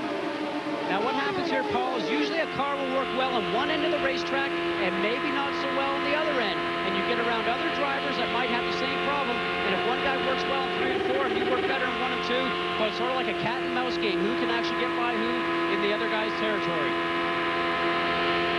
Also sitting back there is Ayrton Dare. Remember how he figured into the finish of that incredibly close finish at Texas just a week ago. He actually helped push Wardy across the line to score his first victory, and Dare ended up third behind Allenser Jr. Daré, one of the A.J. Fort cars that's running very strong today. Greg Ray, unfortunately, had his problems so far. He's one lap down at 17. And look how close these guys are getting. Hornish tries to the inside now, going for second place. Catherine Evans, this time he's got some staying power. He may even be able to go for the lead. Listen to Pancho Carter next time he's on the radio, telling that he's still there, still on the high side. Catherine Nevis has given it everything he can as they go wheel to wheel once again. Battle for second. Paul, both these guys are actually catching up to DeFerrin. They're running so fast. Now Hornish has Catherine Nevis. Now he's going to look for DeFerrin. Catherine Nevis has not been able to answer Hornish in the past two corners. And you know the teams have told these guys we're past halfway. Might get a lot of rain. If we get a ton of rain like we've had before, or front moves in, they could call this race. And don't you know these guys are thinking about that as far as the championship is concerned. As we take a look at speeds at the line, Radon was the fastest at better than 170 and a half, 170.691 last time around. And Radon now starts to work on Catherine Evans.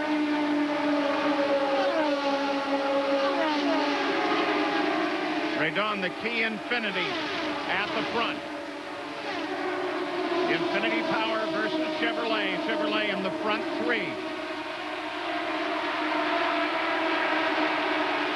Chevrolet has done just a great job this year. Has basically dominated and won every race, but the Infinities have been so fast, so many places. But through bad luck and some other things, have not won a race yet this year.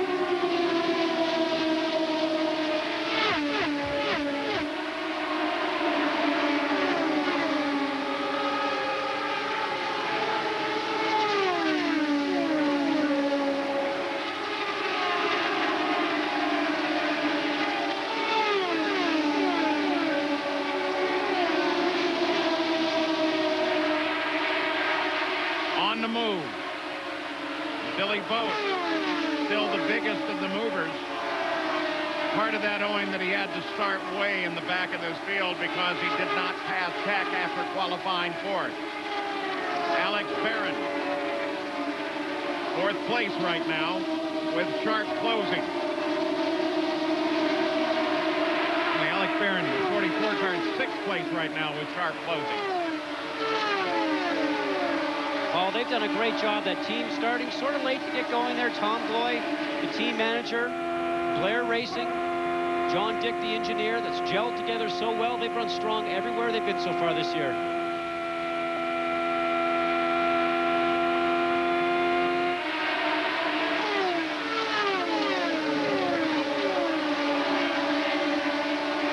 Back at the front, DeFerrin, here comes Hornish, and now Loren Radon closes again on Elio Castroneves.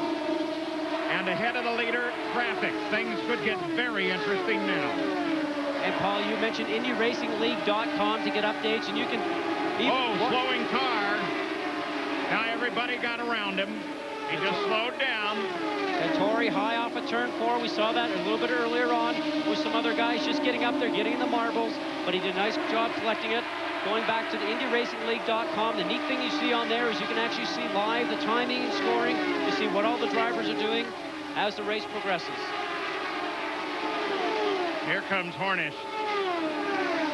And as we take a look on board with him, look at the fastest laps of the day. Radon, Hornish, with one exception, and that's Richie Hearn. Well, you know, it's very interesting, Paul. You don't see the Penske cars there. They're not amongst the 10 fastest laps, which is very interesting. Tells you that maybe Hornish is quicker, but he's got to get through the traffic, and obviously catching a car and passing him is a different thing. And one of Hornish's fastest was just a few laps ago. So the car right now, as we've seen, is very quick. Hornish coming out of 4 right now. He's going to be trying to run laps flat out to try and get caught up to Gilles DeFerrin, who's in front of him, and DeFerrin's going to be doing the same thing. You can see DeFerrin just ahead of him, starting to catch up to traffic.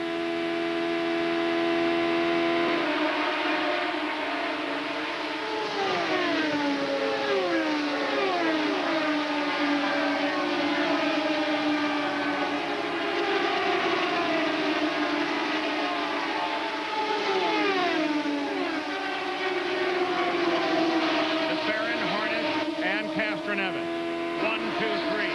Paul, when you watched a pit stop just moments ago on Sam Schmidt's team, Packy Wheeler, their fuel man for the Richie Hearn team, got a lot of methanol in his eyes. He's been taken to the infield care center. He is fine, but they want to wash his eyes out. Methanol pretty caustic. Al Unser Jr. and Scott Sharp.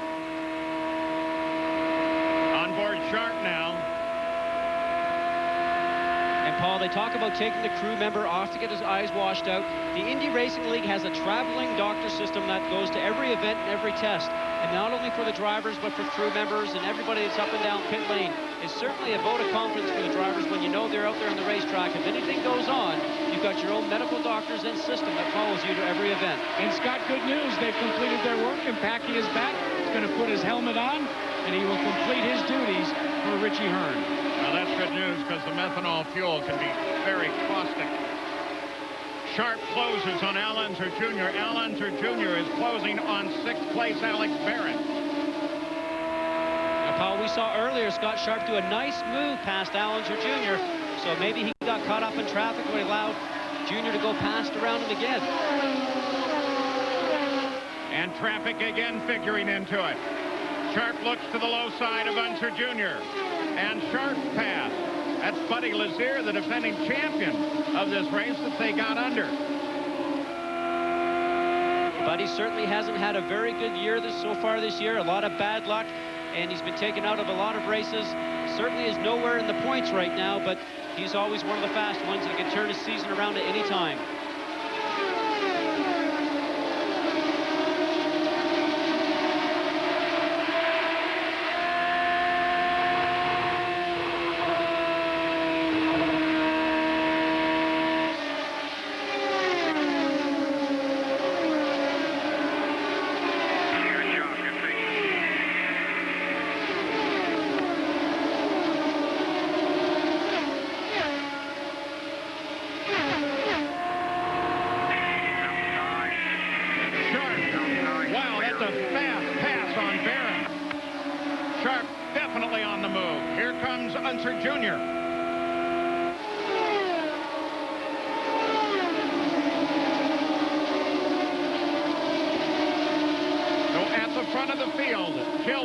With 141 laps complete, 83 to go now.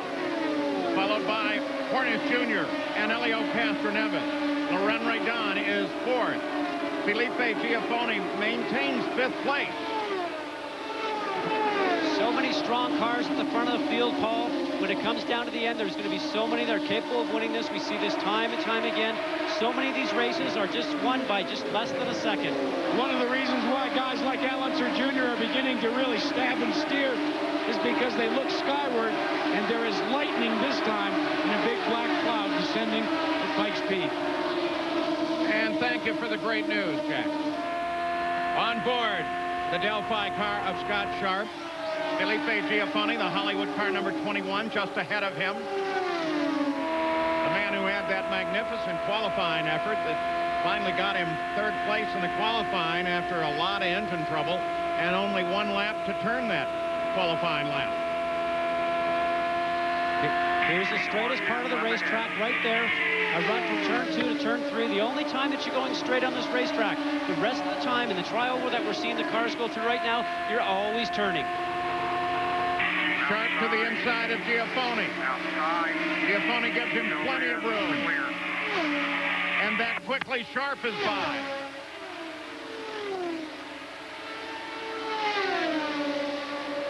It seemed like Giafone ran a little high there. I wonder if that's what he intended, if he really wanted Sharp past him. Well, what happens is the driver tries to work on the guy in front of him, try and get his nose underneath, and then the spotter of the car in front tells him he's underneath you, he's underneath you. You know you can't go down on the inside and close the door off on the driver behind you. And then all of a sudden you're stuck on the top side. They keep working you on the bottom. Sure enough, you'll get past. Leader DeFerrin once again is having to handle up traffic. Hornish Jr. is separated now and falling a little further back. So Gil DeFerrin in excellent shape with 147 of the 225 complete. Followed by Hornish and then Castroneves and Radisson. And now Scott Sharp up in 5th place. Nice clean pass by DeFerrin. His car's working well for him. He's handling traffic without a problem. So at the front of the field in the Pikes Peak 225, Bob Jenkins, it's Jill DeFerrin, followed by Sam Hornish Jr. This is Paul Page. We're back at the Pikes Peak Indy 225. Jill DeFerrin is running away from everybody. Hornish has not been able to mount a charge, though he's only 3 1/4 seconds behind right now. And the yellow comes out. Yellow. And it's Jeff Ward. Jeff Ward catches the wall. 10-4. Obviously, Jeff's okay. Car's going to slide to a stop, but the yellow is out. Right side damage, Paul, you can see right there. Ended up hitting the wall and taking off the right front corner. What has been an iffy and an unusual day, and least we forget, Jill DeFerrin twice this year has had victory in hand. At Indianapolis, it was his, and then the left rear came off after a pit stop. At Nazareth, it was barely a 1/4 mile from the finish, and he ran out of fuel. He's in front now, but the way this day has gone, who knows? Well, Paul, as a driver right now, you're just taking one lap at a time, and you know you have to get to 225 for the Radisson race here, and everybody in their car right now is just thinking, how much longer do we have to go? We know the rain's sort of hanging around a little bit. All the drivers can see that over the top of their windscreen when they go through turns 3 and 4. A couple of rain showers we've had today have certainly delayed us, and they are just out there trying to run as hard as they can. This will give us an opportunity, though, to get one more pit stop, which was coming up shortly for fuel and for tires. Exactly, Scott. In fact, Sam Hornish Jr., as we watch Jeff Ward walk his way to the infield care center, was scheduled to pit in 8 more laps. But one of the things that happens during a crash like this is the spotters go in and begin to debrief the other drivers. That's what Pancho Carter did with Sam Hornish and said, Sam, I've noticed the last 2 accidents have been a driver getting up out of the groove. Be careful, stay in the groove. Here it is, Scott. Absolutely. What it didn't happen, you see, he's just out of the groove a little bit. We always talk about staying in that dark area where all the rubber is, and then you end up getting into the gray area where the marbles is, and sure enough, you can end up losing the front. Now, he's behind the traffic here. He's losing the front end. The car's trying to steer. It won't steer. As soon as he gets up into that gray area, sure enough, you're on the rubber marbles, and it takes you right into the wall like quicksand. Well, the pits are open, and the leaders are in. And this could be crucial. What with the weather? Plus, this stop will take them all the way to the finish. Interesting to see. No changes done on the Penske cars. No change done with the Panther cars. DeFerrin rolls first. Catherine Nevis comes in behind him. Hornish slots into 3rd. Good job, guys. Good job. And Mark Dismore is across the line right after Hornish. And there was some debate as to whether the Pennzoil Panther team would make a wing change. But after consultation with their driver, Andy Brown said, let's not leave it. Let's leave it exactly the way it is. There seems to be just a little bit of looseness and when Sam gets behind another car. But you're right, Paul. What a great pit stop for the Menards team and Mark Dismore. Yeah, Mark Dismore replacing Raul Boisel, who was replacing Jacques Lazier. Now, that doesn't give them the position on the track, though. It just gave them a great pit stop. They are still 1 lap behind the race, currently running in 11th place. And while we're talking about this car and Jacques Lazier, he has now indicated, after talking with a number of doctors, including the IRL Chief of Medicine, Dr. Henry Bach, that he may be back when the IRL is ready to go race at Chicagoland Speedway. Well, Paul, he wants to defend the race that he won there last year. And for a driver, that's certainly, you want to go back there and make sure that you can do that. Interesting, though, Dr. Bach is one of the head doctors here, as you mentioned. Dr. Terry Trammell, who's the doctor that worked on Jacques Lazier, is also the doctor that I've used when I broke my back twice. He certainly gets you fit very quickly. He makes sure that you can get up and out of your cast quickly. And Jacques Lazier is so excited about possibly running at Chicago for the rest of the season. He was walking around here with a big grin on his face yesterday. And I noticed, Scott, when we walk around the garage area and everything, a lot of your fans come up to you and they ask you, is it really over for you? And that broken back, that did end it. Well, you know, when you do it once and you're in your 30s like I did years ago, you know, you're back to racing as quickly as you possibly can. My return race was Le Mans 24-hour race for the Porsche factory. But when you're over 40 and you have a wife and 3 kids at home and you broke your back for the second time, it sort of gives you the summer off to think about it a little bit. So I thought, why not come up and join my buddies up here in the booth? It is interesting, though, to see the disappointment in many fans' eyes when you confirm that for them. Well, it is, and you know, that's something special that you see as a driver, and you feel that, and it's just nice to know they got so many fans out there. But there's so many people coming to watch these races today. There's so many great drivers out there to cheer for. It's just neat to be part of the racing scene still. This caution was caused when Jeff Ward got into the wall. Jackaroo? Well, let's talk to Jacques Lazier and find out the latest clearance. Jacques, you went to see Dr. Terry Trammell. Now, earlier he said to make it to Chicago, you had what, a 1 in 1,000 chance? Yeah, he gave me a 1 in 1,000. Realistically, probably closer to 1 in a million when I first went the week after the accident. And went back there on Wednesday, saw that there's lots of growth in the bones, so everything looks like it's healing well. And he actually said if we keep going the way we are right now, there's a real good chance we'll be able to make Chicagoland. So that's my goal, and I really want to try to defend it for Team Menard. So I think maybe Jacques Lazier just hit the lottery, guys. All right, let's try and get a quick check-in with Scott Sharp again. Scott Sharp currently sits in 7th.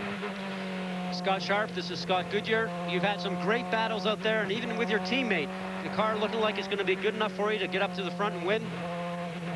Yeah, Scott, jumped my cars really was rocking that last run. It was a lot of fun. Worked the inside, outside. It was good. You know, catching up to Helio, and looked like we're really making some gain. We've got ourselves back a little bit now. We're going to have to really run hard these last 50 or so laps. Well, right now, we've only got a few laps, obviously, as you say, to the finish, and no more stops. Everybody's had their stop, and we hope you can get up there and have a good shot. Thanks, buddy. Well, Scott Sharp certainly believes he has an opportunity. The yellow, of course, closes everybody down once again. Paul and Page offers that opportunity, Jack. Paul, there's always room for some humor, especially during a yellow flag. Is this Sam Hornish radio to his team, is there anything that I can do to get a quicker jump on these restarts? And they radioed back to him, well, use the button for the nitrous oxide. Gary? Just out of the medical center is Jeff Ward. Was it a case of just getting up there in the marbles and losing grip? Yeah, we just started getting real loose there at the end and just trying to stay on the lead lap, which didn't happen, but it was just getting really loose and it stepped out, and then I saved it. When I saved it, I was in the marbles, so I just pushed up and touched the wall. But, you know, Target Chip Ganassi team, we'll be back next race at Richmond. It was unfortunate to go from a high to this low, but, you know, that's racing. Absolutely. Thank you. Top 3 are all together. Then 3 slower cars, and then the rest of the field. The green is out, and here we go again. Everybody's fueled. Everybody should run to the finish. They go 4 wide into 1. Oh, it's like a traffic jam. Drivers are always trying to make up time when you get to the start, and that's a great time to do it before everybody gets a chance to spread out. Then you got so much track space you have to make up before you get to the guy in front of you. Scott Sharp said the car was strong. He goes alongside of Loren Radon. The battle is 4-6.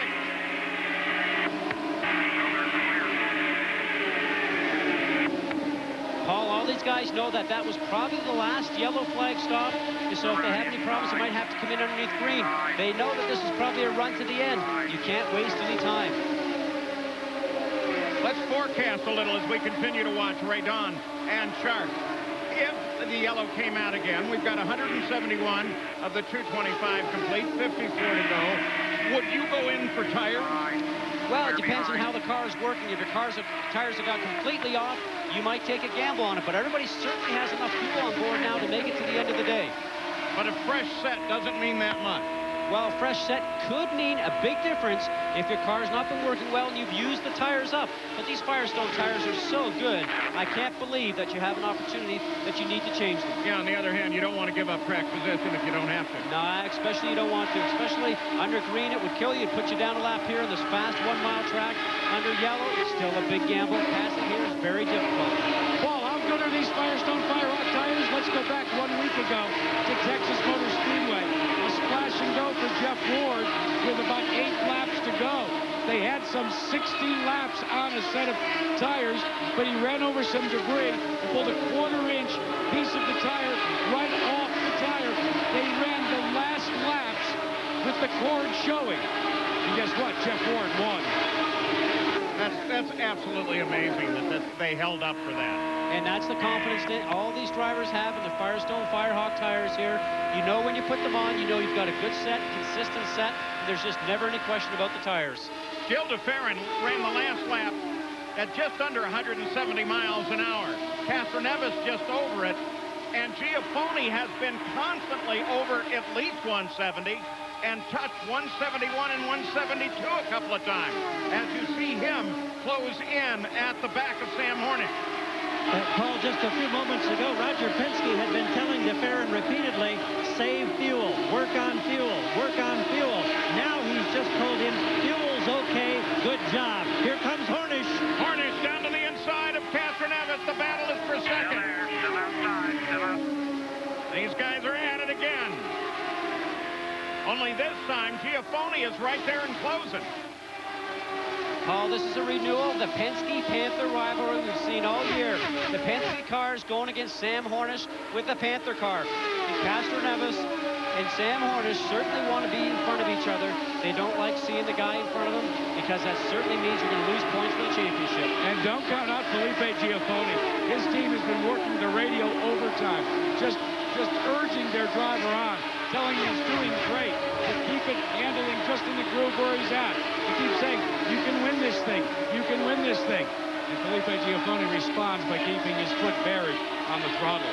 And you know, he's got some great brain power in the pits, including Peter Parrott, who has engineered some magnificent wins for Rick Mears, including the win that brought him from a lap behind at the Indy 500 to a victory. So you're Giafone, you listen to what those kind of people say. A lot of experience there. I'm certain he's listening, but he's also looking in his mirror right now and seeing Al Unser Jr., who was so strong before.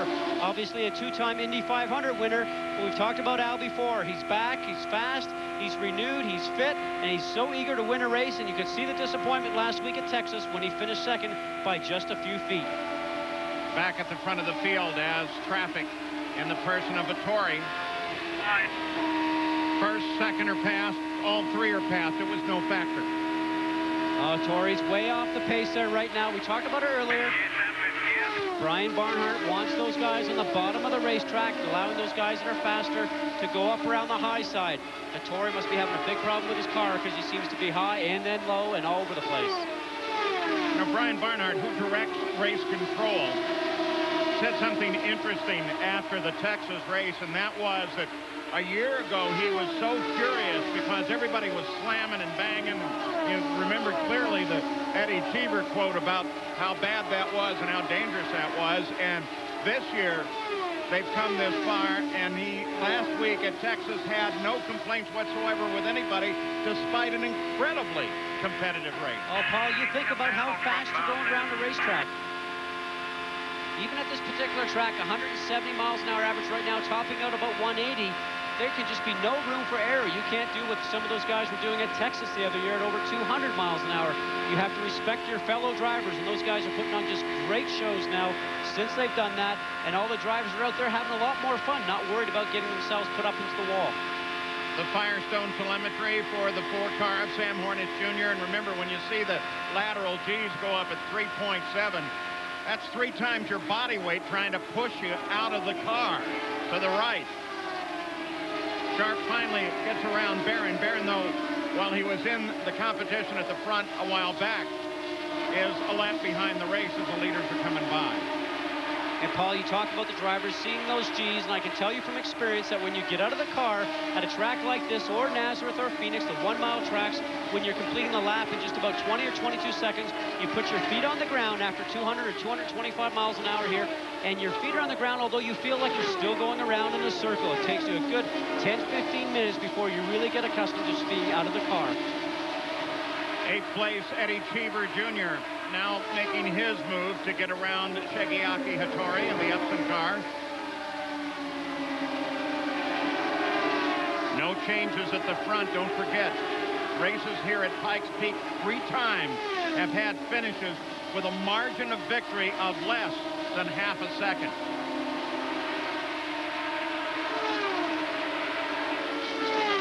drivers are clicking off laps right now, just trying to be smooth and consistent. Make sure they don't make any errors. You've seen earlier on today, one small error up out of the groove, as we call it, that black area where the drivers try to stay in, that you see Eddie Cheever's car running in right now. If you just move on the high side of that into that light gray area, boy, it will take you up into the wall just so quickly.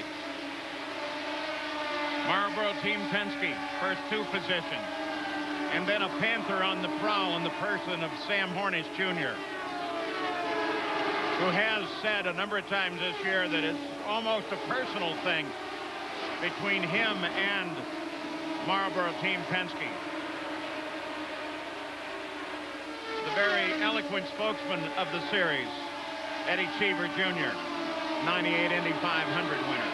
Paul, do you remember last year Eddie Cheever Jr. was a one-man operation for the most part, except when Scott Sharp drove and tested for him?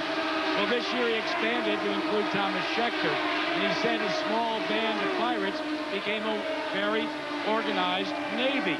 But then when he added Max Pappas in Indianapolis, they have so much telemetry, so much going on. We've kidded Eddie Cheever Jr. about how big his team has gotten. He said, yeah, he says, we've almost got the population of a small third world country now. And what about Cheever's teammate, Thomas Scheckter? I don't think he's very comfortable here.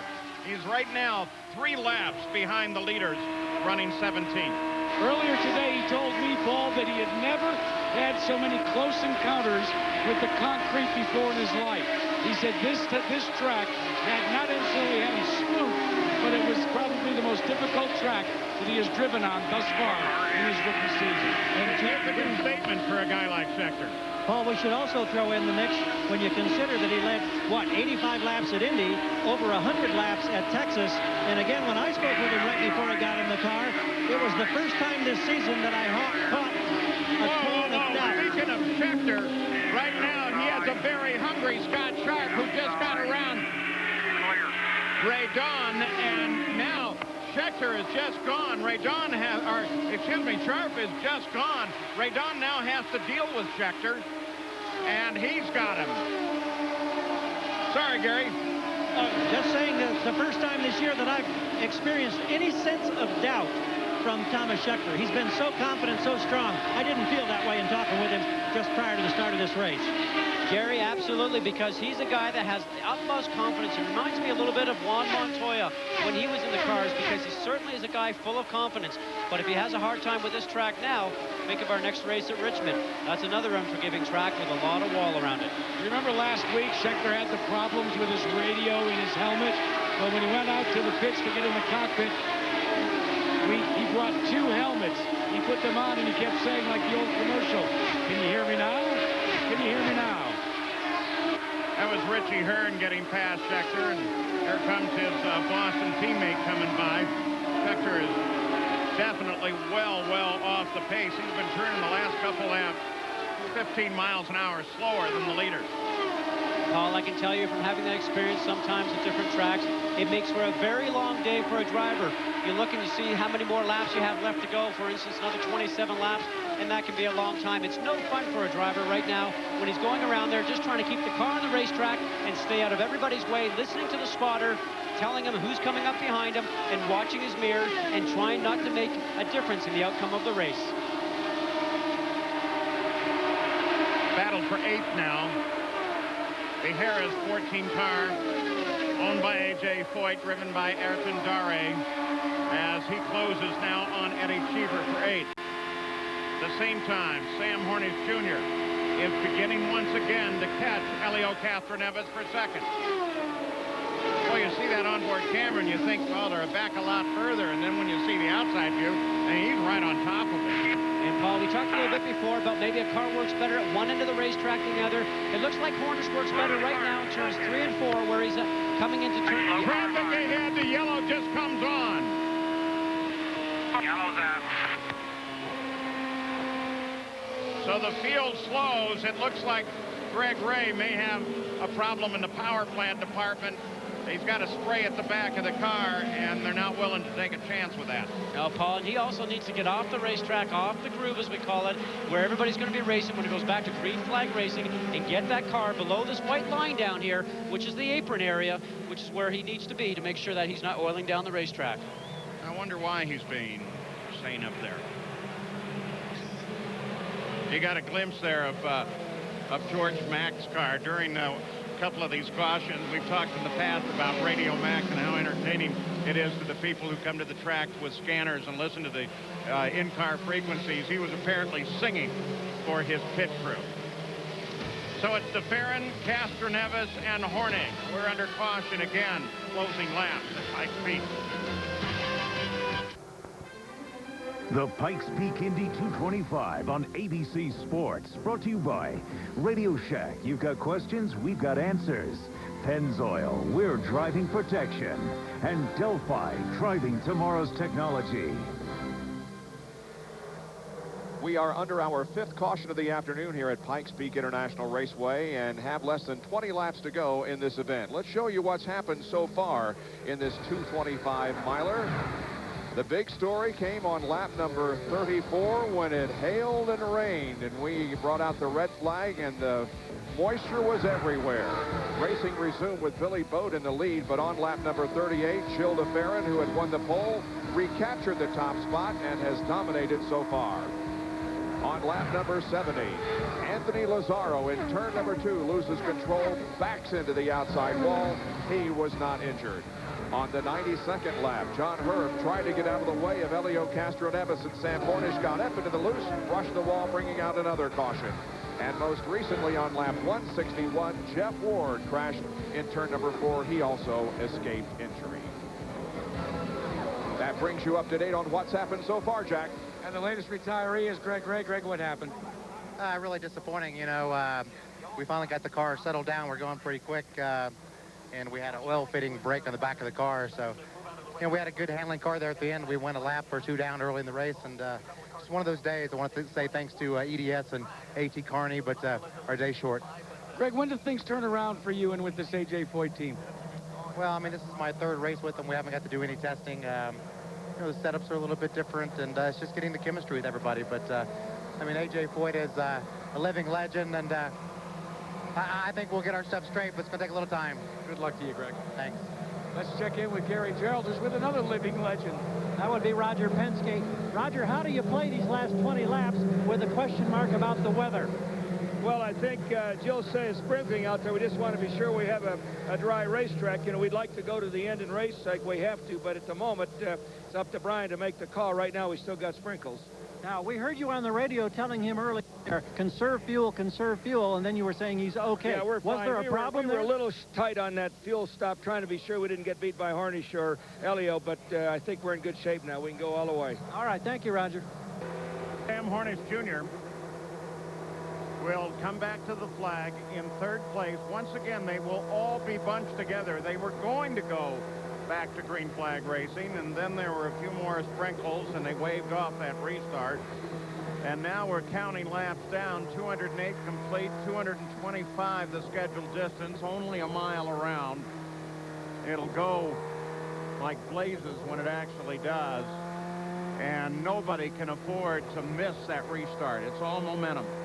Paul, we've seen Sam Hornish earlier on get very aggressive on the restarts because he knows that's his opportunity to pass when the green flag comes out.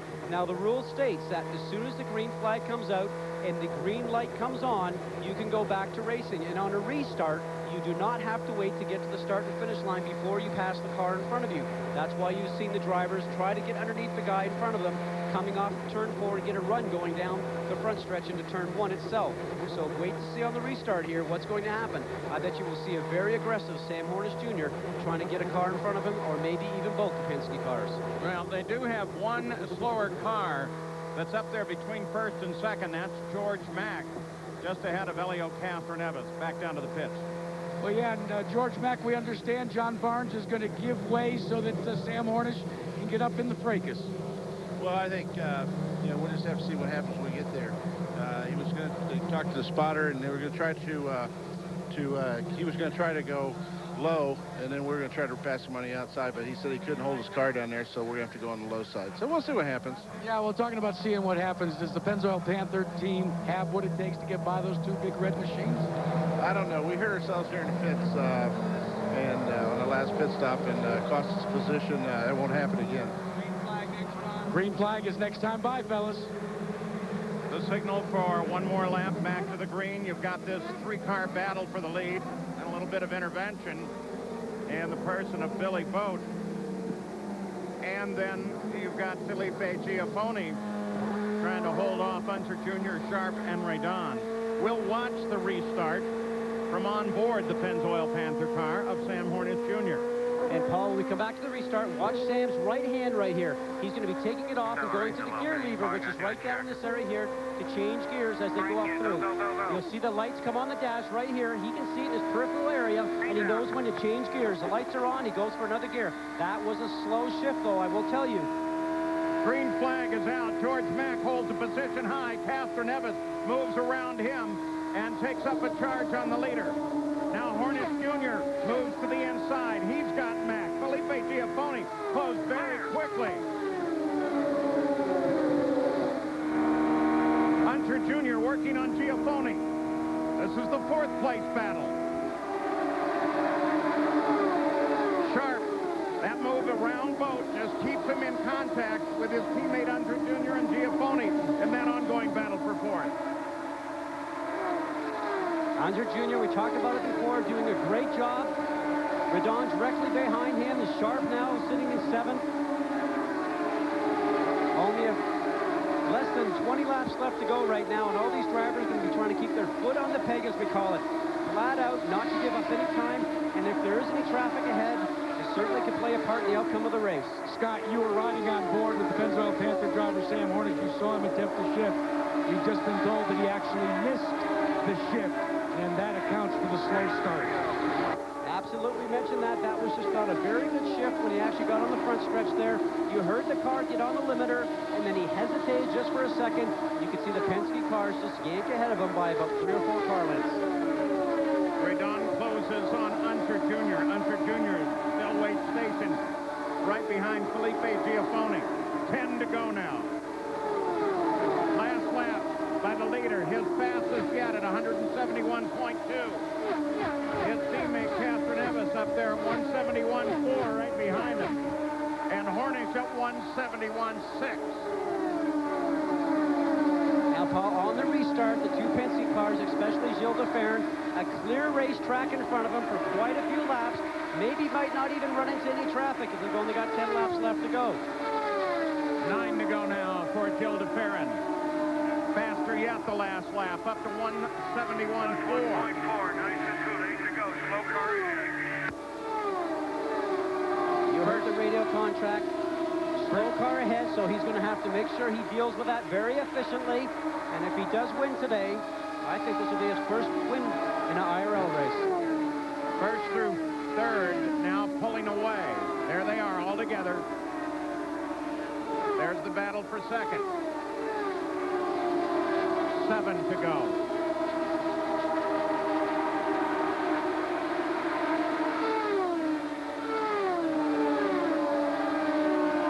The rest of the field now almost a full straightaway behind.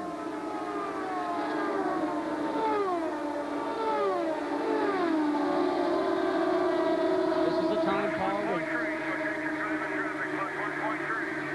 you can hear the interval there, 1.3. He's getting that information. Gilles Deferne is on his radio. But this is a time when the teams can't do much for the drivers. They're just out there by themselves, trying to run as hard as they possibly can. Hornish Jr. has been picking his pace up as well. You got a glimpse of Felipe Giafoni in fourth place with 5 to go. He was caught up behind Mack, but it didn't seem to be slowing them all that much.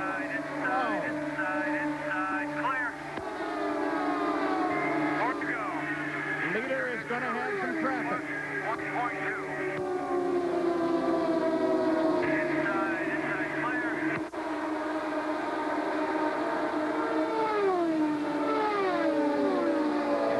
Also, as Scheckter, you've mentioned, Paul, that he's been off the pace. And still, look how close the guys get passing the lap traffic, and they're going about 40 miles an hour faster. They just hope the lap traffic they're passing does not move 6 inches to the right, or there'd be a big crash. Less than a mile, or 2.5 miles to go now. 2 miles as they cross the line. DeFerrin's been this far in the lead. He was there at Nazareth and didn't win.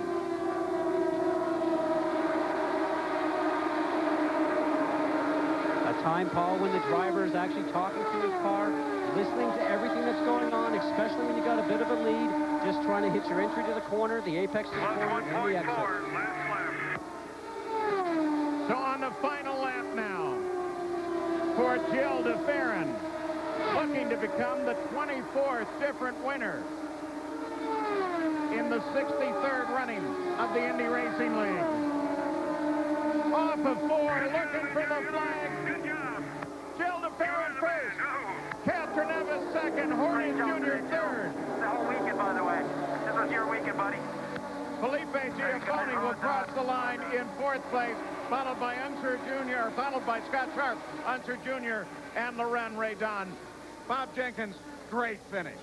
And Jill DeFerrin goes to victory lane for the first time in his Indy Racing League career after having dominated this race, leading 217 of the 225 laps. We had 3 leaders and 3 lead changes. Billy Bode and Elio Castro Neves were the other leaders in this event. Join us on ESPN for our next race, the SunTrust Indy Challenge, next Saturday. That is Saturday night, June 29th at 7:30 Eastern Time, 4:30 Pacific. Jill DeFerrin wins at Pikes Peak International Raceway.